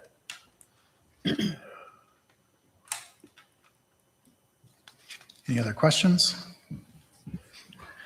Okay, Chris, take the roll, please. Councilmember Reed? Yes. Councilmember Galloway? Yes. Councilmember Hoffman? Yes. Councilmember Dupre? Yes. Councilmember Cavaness? Yes. Resolution number 174, 2026, approval of TSIP grant application for the South Ferry Street Mini Roundabouts project and authorize the mayor to sign. Recommendation pass and adopt resolution number 174, 2026. Is there a motion to approve? Second. Okay, thank you. Mr. Bergmeyer. All right, thank you, Mayor. So this is an application for a traffic safety improvement program funds to construct 2 mini roundabouts at the intersections of Ferry Street and Finley Avenue and Ferry Street and Williams. The proposed improvements are intended to address the history of crashes, including a fatal crash at Ferry and Williams. So a little bit of background for this one and the next one. So I got approached by ISG, an engineering firm. They asked me if I had any, they kind of specialize in safety programs. So they asked me if I had any areas I wanted to look at. And I looked at the south side, and 2 of the areas I looked at were the area by the middle school along Ferry Street that we've had lots of calls about safety there and about traffic. And then the other one was along Finley and Ferry and the amount of stop sign running we have there. But this is the mini roundabout one. So this is strictly a safety grant, not looking at traffic flow. It's just strictly a question of safety here. A little bit hard to see. Apparently they didn't pay very much for high resolution aerials, but the entire intersection won't be tore up. Their intent is to save as much of the existing pavement as possible. So there'll be, each corner will be repaved a little bit to pull the curb line back a little bit to widen that. A little bit of sidewalk, the changes where the pedestrian crossings are, and then it adds splitter islands to the middle of each of the pavement areas. So the existing intersections, the DOT has a website on the potential for crash reduction. It's a ranking of how intersections perform versus how they're expected to perform based on the traffic volume and intersection type. So these percentages here, this compares Ferry and Williams and Ferry and Finley to all undivided, low-speed, partial stop-controlled intersections. That means basically it's a 2-lane road that is in town, low speed, and does not have a 4-way stop. It has either 2-way stop or it's a T intersection with the one leg has a stop sign. So the Ferry Williams intersection ranked in the bottom 2.5% for all crashes compared to all the intersection types in the state. Ferry Finley ranked in the bottom 1.1% for all crashes. That's the number of crashes above what's expected for that intersection. When it comes to severe crashes, Ferry Williams is the bottom 1.8% for severe crashes, and Ferry and Finley was in the bottom 0.1%. So they're the bottom 1 out of 1,000. I think there was like 50,000 some intersections here, and it was like ranked 60th worst out of 50 some thousand in the entire state. So that's why these intersections were looked at. Sorry. I guess, why did ISG recommend roundabouts here as a solution? They reduce conflict points. The conflict points directly correlate to safety performance.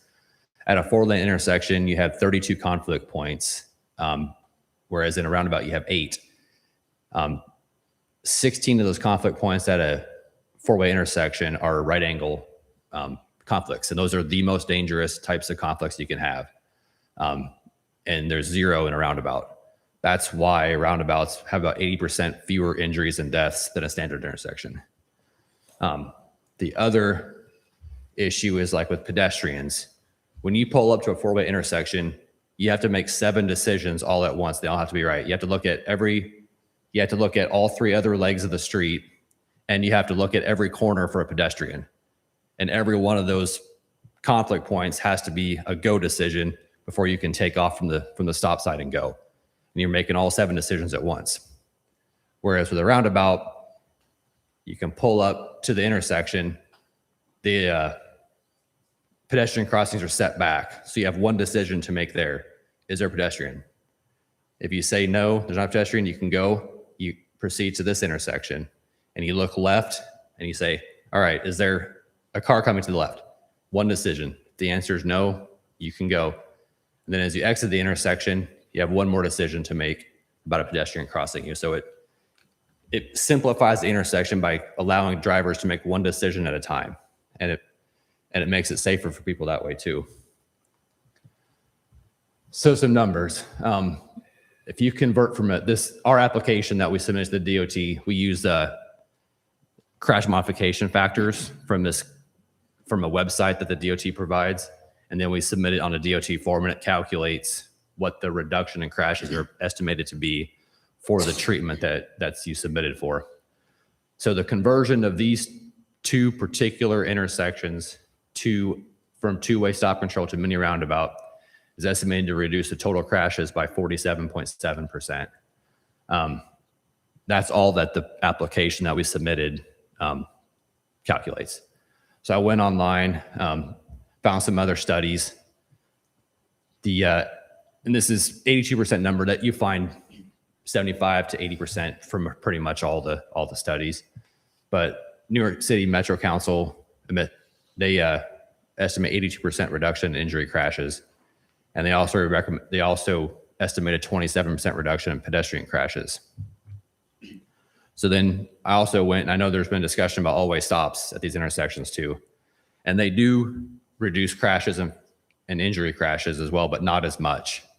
So you get a 36% reduction in total crashes and a 42% reduction in injury crashes. That's from a 2020 study in Washington, D.C. And then for some reason, their study said there's actually an increase in straight hit pedestrian crashes, which are like not a turning car, like a vehicle going straight.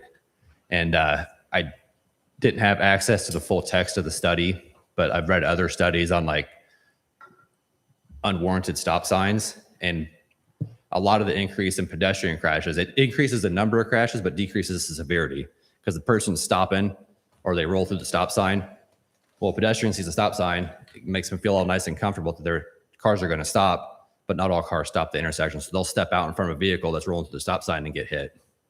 So I think that's where the effect comes from there. Although I couldn't read the study to find out what they saw.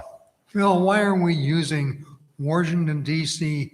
and New York City information to regulate our traffic? That's I don't the understand only that. studies that have been done on the effects of. Well, big deal. And that New York City Metro study, that study's been replicated all over the place. I mean, the Federal Highway Administration has done it. We get numbers from all over that Do give we you have the any same numbers effect. for how, like, say, the Finley Ferry intersection was prior to putting it a 4-way stop when we were doing the work on Mary versus when we did use the 4-way stop? Did the police department have a reduction in accidents there or not? Do you know? Yeah, there was a reduction. There It's was just by less, change- but it also, you had less traffic on Ferry as well. So it wasn't really representative of what it would be with the full amount of traffic on Ferry, because you have like 6,000 or 7,000 cars per day on Ferry Street. And you have, like, when we did our traffic counts earlier, Finley had like 1,800 cars per day. Williams had 1,200, and Ferry in that area had between 6,500 to 6,500, depending on which intersection you're at. Mhm. So And then- when we had and then- Mary Street closed, there wasn't as much traffic on Ferry Street. It was all coming around, bypassing Ferry, and they all come into Williams. So like even there was any crashes there with the 4-way stop, but the traffic wasn't the same because you didn't have the cross traffic there like you would now. And then when you did the study too, we didn't have school in session, so that's going to change things as well. Right. There was no schools in session. I've received several complaints from citizens regarding the roundabout suggestion that you're promoting, Okay. at least at the school intersection, if not Williams. And I'm telling you what, we're so successful with our roundabouts, we really need to have a big flag put up that we're a roundabout community. We're not a roundabout community, and the citizens don't want a little roundabout where it would cause traffic for children to get across the street. Well, that's what Going I'm to trying. school. That's what I'm trying to explain here. That roundabouts, statistically speaking, and by your numbers, people can have the opinions they want, and if they don't want roundabouts, I'm fine with that. Like I'm not wedded to these at all. I'm just explaining here what the safety issues are, and you guys can make a decision whether you want them or not. Well, I'm If I not wanna going to continue- Washington DC, so it won't make any difference. Just to continue on as a case study, so we have an all-way stop at Chester and all-way stop at Williams. The traffic on Chester is 1,180 cars per day. The traffic on Williams is 1,186, so real close. One's a four-way stop, one's a two-way stop. As you can see, the last 10 years, they've been almost the same exact crashes, not 10 on Chester and 11 at Williams. Interestingly, because there's more traffic on Ferry, 9 of the 10 crashes on Ferry Street were caused by traffic on the Ferry Street legs. At Williams, 8 out of the 11 were caused by the Williams Street legs. Pretty much the same mix too. You had 7 failure to run stop sign or failure to yield right away or running the stop sign at Chester, and there was 9 at Williams. 2 rear end crashes at both intersections, and then there was 1 person at Chester lost control while they were accelerating for the stop sign. Injuries, there was 2 minor injuries at Chester. One of them was a pedestrian that was hit, and then Williams had 1 fatal injury from a car running the stop sign. And there's been 1 other pedestrian hit in this section, and it was actually at a stop sign as well. So in these areas, both pedestrians have been hit by the middle school, both been hit at a stop sign. Question about those injuries. Were they, so they were actually at the stop sign? So, because I know when I drive that area quite often, and so I know kids are running across the street, and the school has done increased measures to stop like in the middle of the street, or so those injuries are at the stop signs. Yeah, the 2, I just did a search for everything from Chester down to Williams. And the 1 accident was southbound. I have it written down here, actually. I believe it was a southbound vehicle at Chester. Yeah, southbound vehicle at Chester just failed to yield to a pedestrian.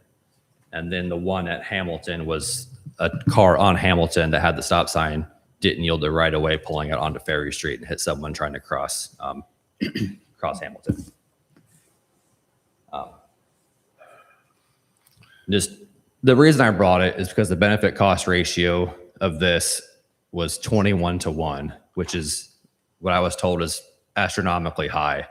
The benefits, present value of the estimated benefits are over $8 million, and the present value of construction and maintenance costs are $400,000, which is 21-1. And they told me that usually projects that get awarded by the DOT are around 3 to 4 to 1, between 3 and 4 to 1 at the low end. And the estimated out-of-pocket construction cost for the city is $61,840. Again, those are the numbers. I know public sentiment can be different than what the numbers show, and it's up to you guys how you want to move forward with this. I do want to point out that stop signs are not always the answer. And actually, I got just one thing I want to point out before you guys start asking questions. I found a review of over 70 studies on stop signs, and one of the findings was that pedestrian safety is decreased at unwarranted multi-way stops, especially for small children. Pedestrians expect vehicles to stop at the stop signs, but many vehicles have gotten the habit of just rolling through the unnecessary stop signs. 13 different studies found this to be their finding, and it references 13 of them here. I would like to see us use the lighted stop signs, then it will get much more attention than just a plain old stop sign. Yeah.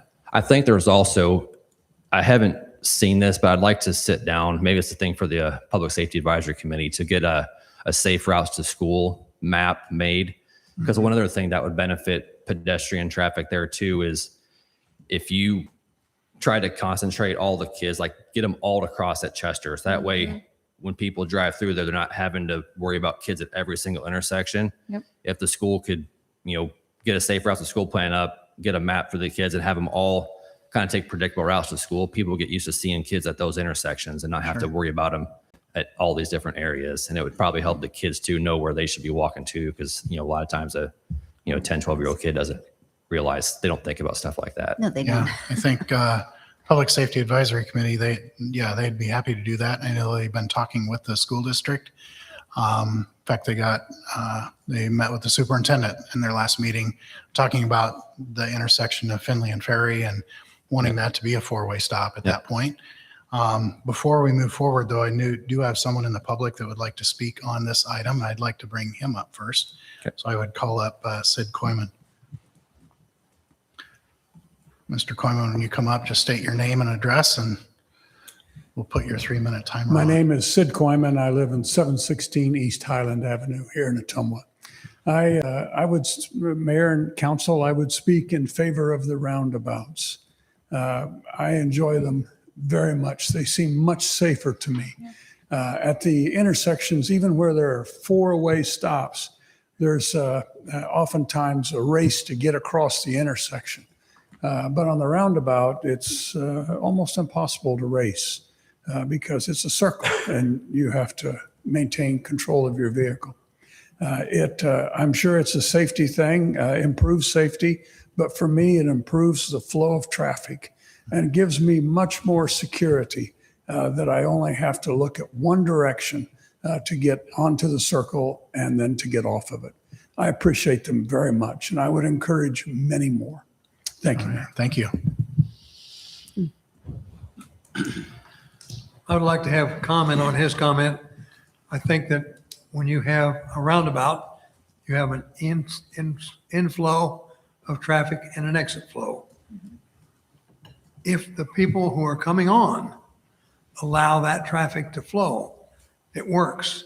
If they try to jump in front of somebody or just ignore the fact there's someone already on the roundabout, it doesn't work.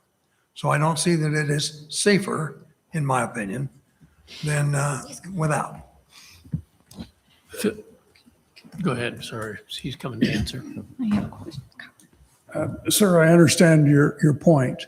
The issue is that when I get to the roundabout, I only have to look in one direction. That if I'm at a four-way stop, I have to look in three other directions and sometimes even try to make eye contact with the driver to identify what they're going to do. If it's a young person, I'm a little bit older. If it's a young person, they're generally going to try to beat me to the punch and they're going to come through. On the roundabout, it's much harder for that to happen. And because of the flow of traffic, there will be a way for me to get on that circle and to continue my way. Thank you. Right. Thank you, Mr. Thank you Koyman. for your explanation. Thank you. Mayor? Oh, go ahead. I'm sorry. Oh, no, I just have a few comments, but go ahead. Councilperson Hoffman, I wasn't going to comment on that. So. I'm Yeah, good. Mr. Hoffman. I think in my mind, we're getting, this is two different problems. This isn't one issue. It's safety and it's financial. We can argue about the financial costs, but you can't argue the safety statistics. I mean, you have to look at it. Roundabouts are proven to lower the severity of accidents. They are proven to prevent accidents. They are proven to keep traffic going. And I know there's a lot of disagreement. People don't want them in their neighborhood. I get it, but you can't argue the statistics that they're safer. They absolutely are safer.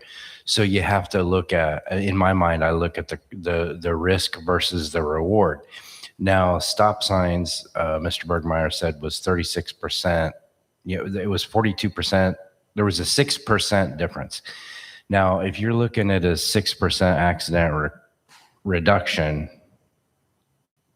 6% better, that may not mean anything till it's your loved one crossing the street or it's your loved one in the car or it's it's, your loved one that gets hit. So my point is we can't argue the statistics. The statistics are there. And I do understand the financial ramifications. I do understand that people would be upset with it, but I think, I don't know. I'm not going to hide it. I'm a safety guy. That's what I ran on. So, I'm for the, I want to be transparent, and I actually pretty much support it right now. So I'm welcoming the other comments of the councilman, but. Mr. Bergmeyer, Yes. so first off, thank you for your report. I appreciate it. And thank you for answering my questions earlier that I got from council or from citizens. So just to put it out there, I love roundabouts, but I think we should have roundabouts everywhere. I will be honest about that. I agree with the gentleman. My concern, and I talked with you earlier about this, is I understand the safety, like the numbers you provided here. I understand those.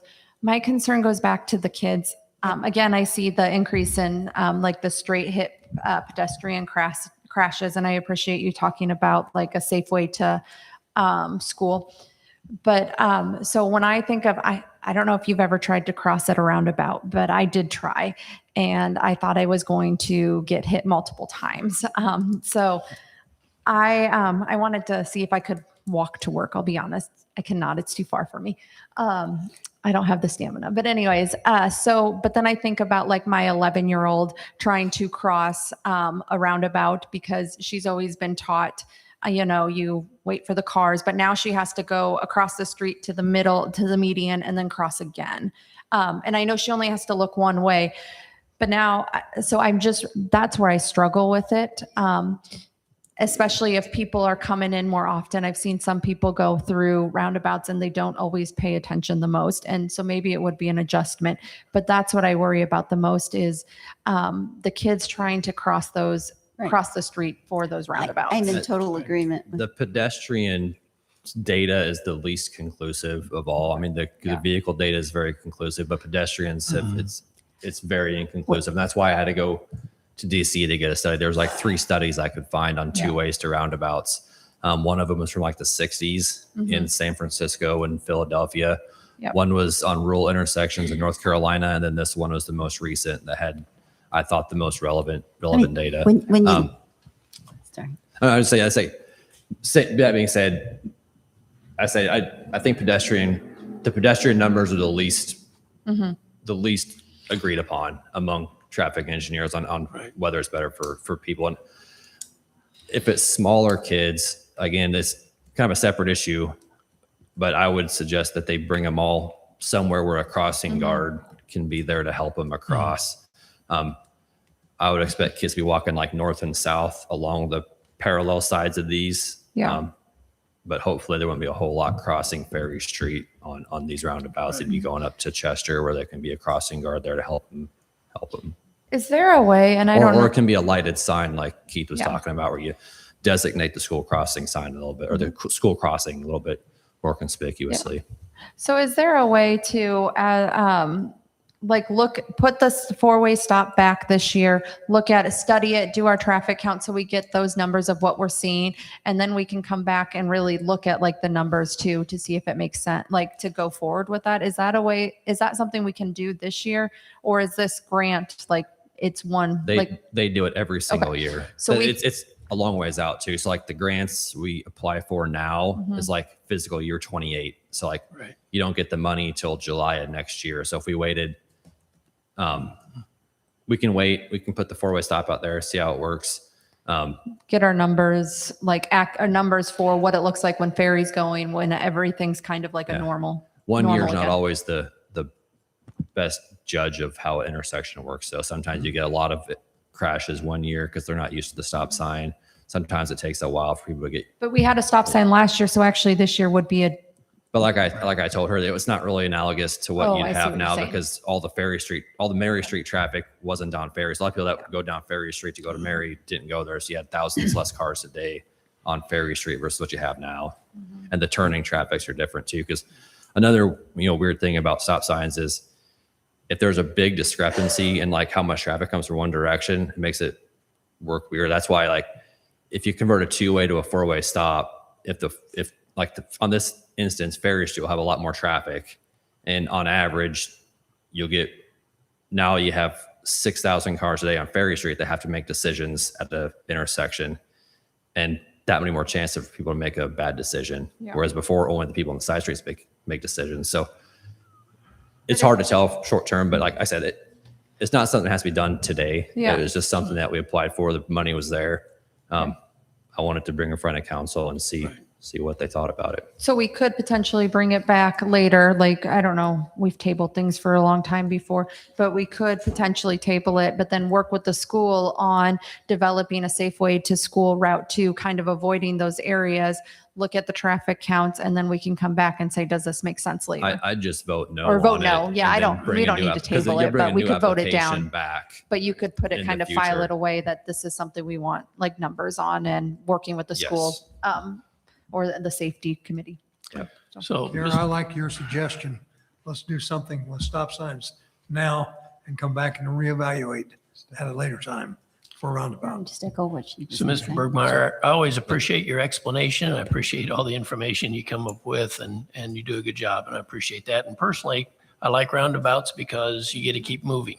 And when I think about that, I think that's exactly the problem with having roundabouts at these positions, because you get kids streaming across and a car is thinking, I want to keep moving, I want to keep rolling. And it just seems like there needs to be better protection for those kids.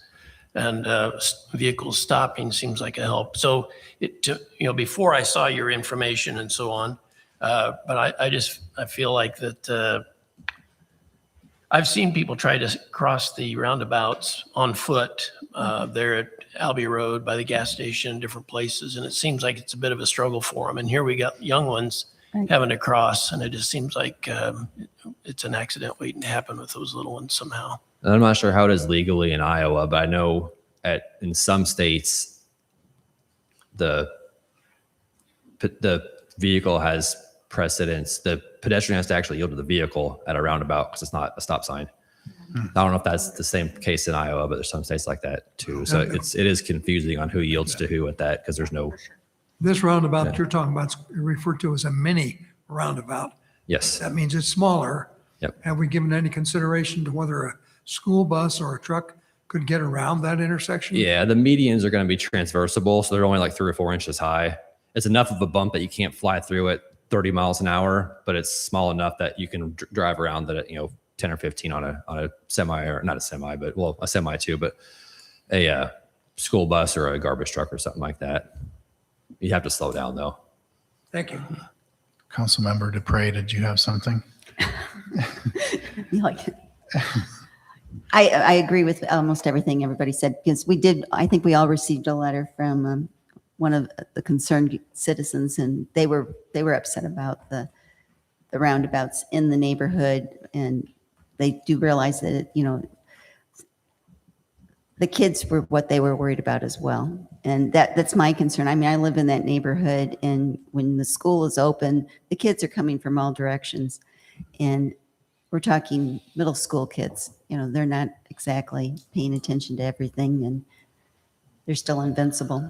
So I think that's my concern from a standpoint of looking at it, that the kids crossing, I mean, just watching them at the couple of roundabouts that we have on Albia Road and over on Richmond, I've seen people, adults, trying to get across, and it's very difficult. I mean, if you're not paying attention when you're driving, you're going to hit somebody. And when you got an 11-year-old who thinks he can sprint out there and do it, he's not going to fare well in front of a car or a truck. Well, then I said, not to change anything, but like in 10 years, neither of these intersections have ever had someone hit on them crossing without a stop sign. So I'm not sure how many actually cross it. I mean, we had to ask the school on how many actually use that route, but Well, there seems to be a lot. Because we see walkers all the time. I live clear up by Shaw Cemetery, and they walk down my street to go to school there. So, they're going through. Yes, they're going through intersections, but for us, they're walking on our yards and cutting through. But they're not paying attention, even on Shaw. So, They still should look both ways, even with a stop sign. yeah, Like I they said, should. it's like the two people that got hit are at stop But- signs but- so but far. you so. can't, I just worry about the roundabout because I've seen adults almost get hit over. There, at the- if you'd have to have some education on Yeah. who yields to who and It- to look it's for. just hard the way that's located right in the middle of the neighborhood. They come from all directions, so you can't just say, okay, yeah, I want you to go up here and come down Chester. Then they're going on other streets and still crossing Finley to get there. So. The only thing I'd like to add is just so we're working with the same information. I know we're probably going to put it down and table it, but for pedestrian accidents, there was a National Highway Survey along with 12 different states that I counted that did it. Pedestrian accidents were lowered by 40% and a decrease in fatal pedestrian accidents were lowered by 70%. Some were more and some were other towns. In school zones, the pluses were the lower speeds, the staged crossings. And I don't think something we brought up is a roundabout or a mini roundabout has shorter crossing zone. So you're not getting traffic from 18 different ways. You're getting it from one way with shorter crossing zones. So just so we all had the same information, I just wanted to share where my mind was. I would like to share a suggestion.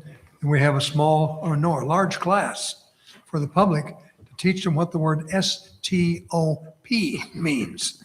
Most of them roll right through it. Yep, that happens. Chad, it's on you. Maybe you can give us a presentation on what a stop sign does. Yeah, great idea.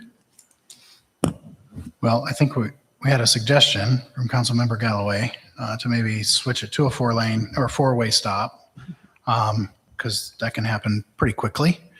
I can bring that next. So Mhm. for a 4-way stop, I can put one up there temporarily, but it needs to be an ordinance change too. So Right. I can, Yep. we can put it up there in time for school. But if you guys don't waive the second and third readings of the ordinance, I can still put one up there before school starts, just as a Okay. temporary measure until the ordinance passes. But we'll have to bring an ordinance to the meeting in 2 weeks here. Okay. That'd be great. Yeah, I think that'd be good. I know the school district is looking for it. And they were looking at other alternatives if it wasn't going to happen. So yeah, I think that would be good. But right now we're needing to vote on the roundabouts and what we do with them right now. So if no other questions, I Krista. just want to be, so Yes. if we, so put that stop in and then also just continue to look at that so we have updated number, like more accurate numbers than we Yeah, have. we can look at it after a year or so and see how it's working. I would appreciate that. So Phil, your actual request is that we would vote it down so we can try the. Yeah, if you're not going to vote yes now, I would not table it. I would just vote it down and let me bring it back in the future because it'd be a different application for a different physical year. So. All right, I want everybody to know, to be transparent, I'm probably going to vote with the rest of the council, but that does not mean I disagree with the roundabouts. I'm agreeing with the study. Okay. Chris, take the roll, please. Councilmember Reed, No. Councilmember Galloway, No. Councilmember Hoffman, No. Councilmember Dupre, No. Councilmember Cavaness. No. Motion fails.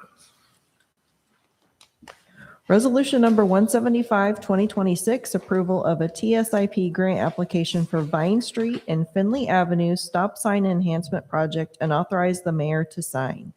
Recommendation, pass and adopt resolution number 175, 2026. Is there a motion to approve? Motion to approve. Second. All right, Mr. Bergmeyer. All right, thank you, Mayor.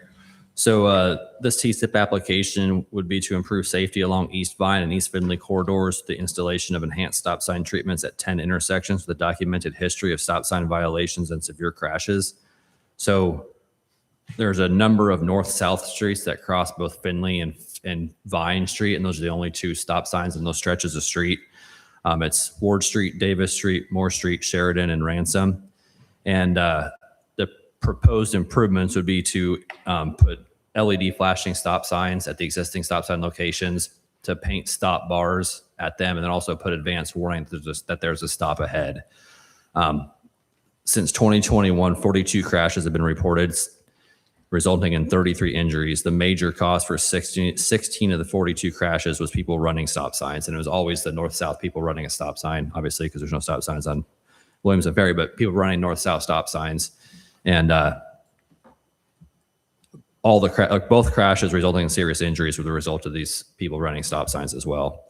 The benefit cost ratio of this project was 9-1 with an estimated $1.8 million of present value of benefits. It's an 80-20 cost share grant. Anticipated out-of-pocket construction costs for the city are $34,595. So this is just taking existing stop signs and making them more visible so people stop running them. I'll start by just saying I love this idea because I happened to witness an accident several years ago. And knowing that that person didn't die because of the report you had in here is very pleasing to me because I wasn't sure if they were going to make it. They got hammered at one of these stop signs. So yeah, I love this idea. So with that, I'm going to turn it over to council. How likely do you think it is that the grant will be funded if you apply for it? Again, I don't know for sure, but the engineer told me 3 to 4 to 1 is usually the lower cutoff limit. This is 9 to 1. Yeah. So I think it's pretty likely to be funded. Mm-hmm. How much light did those stop signs put out at night? Is it? Drive to Marion Street. There's a lighted stop sign there. It's, Okay. I think it was flashing right in your window. It'd be kind of bright, but I'm not sure if it's, facing down the street. It's not really facing directly at a house. It's bright enough to see for sure. Yeah, there's one on 2nd Street as well over by Wells Fargo. Okay. And they're solar driven, so. They're solar powered. And the one we had down there, we haven't touched it since it was put in about maybe 5-6 years ago, I think. Great. Any other questions from council? Okay, Chris, take the roll, please. Councilmember Reed? Yes. Councilmember Galloway? Yes. Councilmember Hoffman? Yes. Councilmember Dupre? Yes. Councilmember Cavanagh? Yes. All right, we've come to thank you, Mr. Bergmeyer. We've come to a public forum, and so I know there's a couple people that want to speak. So I will call up again, Mr. Koyman.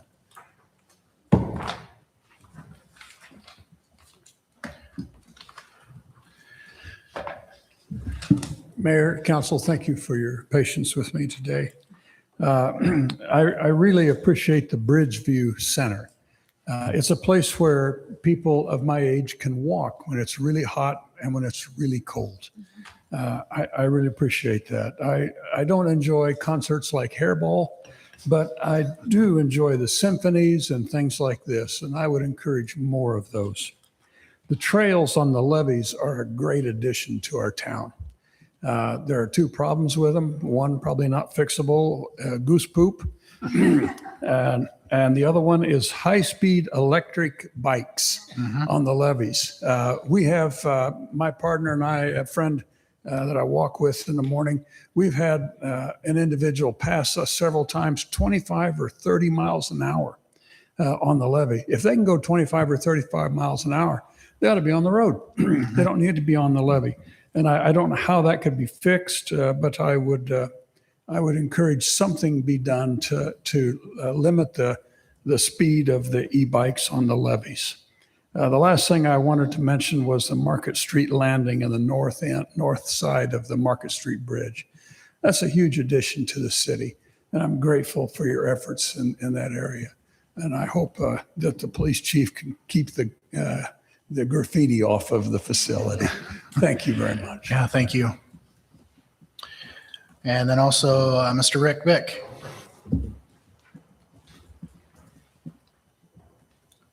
Okay, Rick Vick, 1204 North Wapello, and I had a bunch of stuff I was going to say, but I'm going to make it short. I appreciate Pastor Hornback's prayer for hope for our city because I think we're seeing a lot of hope for our city. The report from, where is it here? The meet Ottumwa, and that was exciting. I was really encouraged that we're seeing things, and what I'm seeing with all the interviews and people, because I talk to, being a pastor and a chaplain, I talk to a lot of city employees, a lot of people all over town. I get a lot of confidential conversations. I hear a lot of boohoo and all that, but I'm beginning to hear good things, and so these things tonight were very encouraging, and so that hope is exciting. And if you don't think people are paying attention more now, just take a look at Mrs. Dupre's Facebook page. She has had up to 10,000 hits on it. They may not be here, but people are watching, and they're getting excited about, or wanting to be excited about what's happening in Ottumwa. So this is a day that we have an opportunity to write a new narrative. So keep at it. Thank you. All right, thank you. This is a public forum. Is there anyone else from the audience that would like to come up and speak? Okay, if not, I'll turn it over to council if you guys have any communication you want to give to the community. I just want to say that on August 15th and 16th, the All Ford Car Show will be at Jimmy Jones again this year. Bring your Fords out and come and join them. I think you can bring Chevys and Dodges and other things too, right? They don't have to be Ford? No, it's got to be a Ford. Oh. If you don't like a Ford, well, you can like them for a day or two. Anything else from council? I would just reiterate, I think that program over at the base or the beginning of Market Street Bridge was wonderful, and a lot of people used it, and it was amazing. There's also parking inside there. A lot of people didn't know that. You can park inside as well as across the street in the parking lot. It's a great project, and I think more use of that than anything else that's been in that corner for a long time. And I just wanted to say that Central Park Cinema, the free movie in the park is this Saturday at 7:30. The movie's Hoppers. It's just going to be right out here. So Saturday, 7:30, and the movie's Hoppers. All right. And with that, I would entertain a motion to adjourn. So moved. Second. Chris, take the roll, please. Councilmember Reed? Yes. Councilmember Galloway? Yes. Councilmember Hoffman? Yes. Councilmember Dupre? Yes. Councilmember Cavanagh? Yes. No, you're fine.